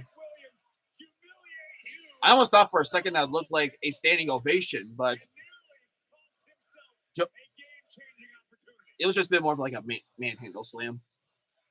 They're chanting, we believe here in Tampa. Anyways, the Trick. Joe Hendry, and all joking aside, another big kick. He does his little leg clotheslines there. Oh, the Trick now gets him up. Does his little driver move, hooks the leg, and of course kicks at 2. Think about this, Book. We talk week after week after week about. Looks like Booker T is like a huge supporter for Trick Williams. I mean, totally, honestly, regardless, like just from the moment that Booker T was in NXT, and he's been rooting for Trick Williams when he first rose to power, like fanfare. Oh, but Joe looks like catching Joe when he was trying to do like some sort of splash. Damn. Joe, wow. His own slam, hooks the leg, kicks at 2. And it's important to note too about Trick Williams. A year ago, Booker was Trick. Anyways, an outsider coming to NXT at this very event. Ethan Page. Now he's the outsider trying to become the first active WWE superstar. There's like I have like 22 minutes before I log out my grandfather, and hopefully if we make it out of this like within the next 2 minutes, then that'll be great. That looks like they're taking this out ringside, and Trick. There's no way Trick's gonna try to handle this with a. Oh, you know what? I think Trick is setting up that steel step so he can set Joe through the announcer's table. And there it is, the notification that my iPad is gonna be low battery, so I had to find a plug for this thing.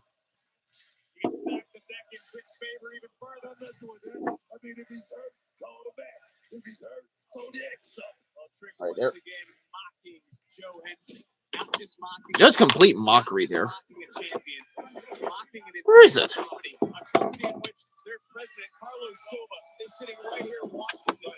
Right. Ooh. Managed to fit it through the hole. Not intended.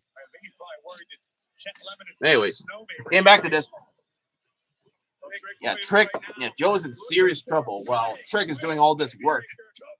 Hooks the leg, kicks at 2. Come on, Trick. We are so close. I think right now you got to imagine. I feel like if Carlos comes out from ringside, if he comes to ringside and manages to do something to Trick, then it'll be great because he's a representative of TNA.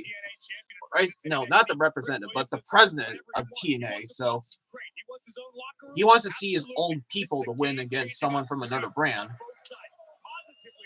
Maybe likely give him a chair and try to take down Trick. I mean, you have to admit Carlos is pretty glad that all of this is unfolding, but again, Trick is trying to do a lot of stuff. Try to possibly take down Trick. Yeah, but you can sense right now that Trick is closing in on the victory, guys. I'm feeling it. It seems like Joe Hendry is fading here in these deep waters, guys. He's not gonna fade the Trick. Oh, but Trick gets it with the guillotine. goes back to what you're talking about with the length, with the body size. Trick Williams now able to Trick squeeze the trying to air survive, out of Joe Hendry. trying to get out of the guillotine. And the crowd is there it is, lifting up Trick. Gets him out with a suplex. He manages to get out of the guillotine. And both men are completely exhausted. Deep waters, Booker, you've been bringing up tonight. Deep waters, and right now, I must say that was very impressive by Joe Hendry to pull out that suplex right there. Shit, I feel like this is gonna last for more than 30 minutes. I feel like there's no way for me I'm gonna get my dinner break. Actually, not dinner break. There's no way I'm gonna get my dinner because it's rice with like it's called sumai, which is basically like Chinese, like it's like Chinese meatballs. But my mom does it her own way, and it's essentially just like a giant meatball, and with like tomatoes and some other garnish that us Vietnamese people we do. And Joe turns around, instead of a smile, a determined face.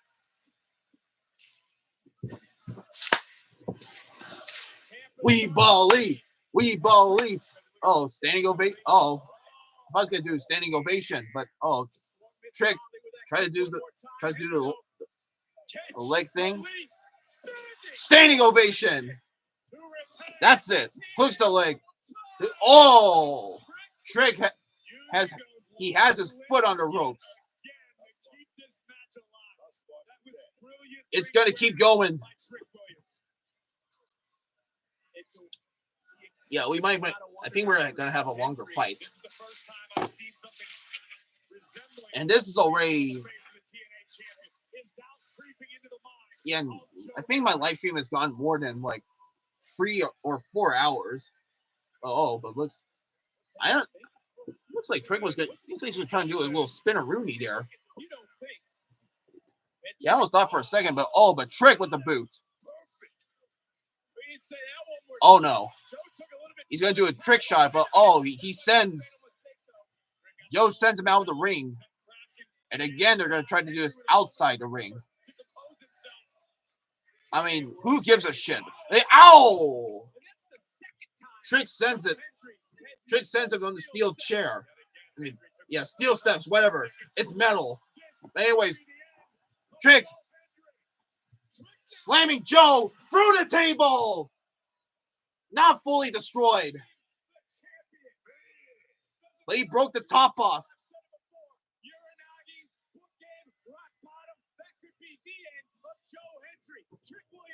I mean, the table did not explode, but oh no. Oh shit. Oh. There you go.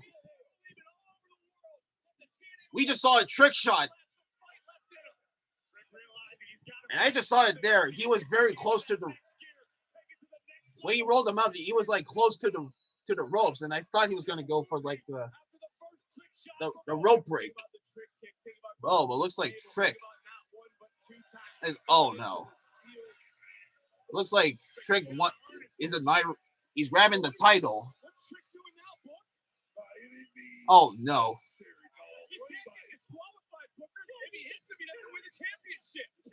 He can't be disqualified. Hooks the leg. It was Joe who hooks the leg. Uh-oh. Joe with the standing ovation. Oh, but Trick catches him in the eye. Oh! Face first on the title. Accidental. Oh no! Hooks the leg. No! Fuck!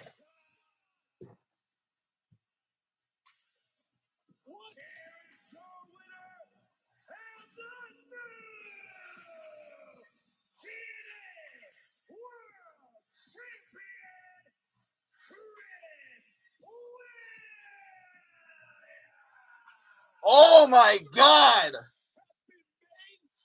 Trick has won the TNA World Title. Oh shit, I'm shocked. What happened here tonight will echo through eternity. Guys, this is not happening. But Trick has won the TNA World Title because Joe slammed his head accidentally on top of the title. After what we saw from the replay there, he grabs the title, tries to bash it in his head. Joe tries to roll him up there for a second, and I think Joe was trying to do like a standing ovation. He pokes his eyes he pokes his eyes, does a back slam, and Joe hits his head in the title, and Trick does the second trick shot, and preventing for Joe to do a rope break, and just successfully pinning him. But oh fuck.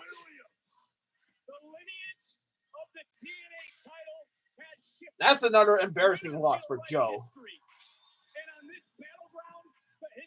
And now Trick has now taken the only title from TNA history. And look, Carlos Silva, he looks disappointed and a bit scared to what's going to happen. Yeah, what does this mean for NXT, for Trick Williams, now that he's TNA World Champion?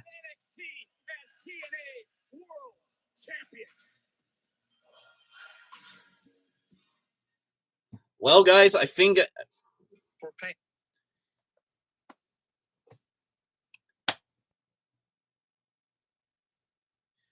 I say that TNA is definitely screwed. Trick is now the TNA World Champion. He's going to keep it in NXT and continues to make Joe Hendry look like an embarrassment. I mean, I feel like Joe has lost so many like main matches of WWE, and that's clearly quite embarrassing. And now Joe's going to go empty-handed.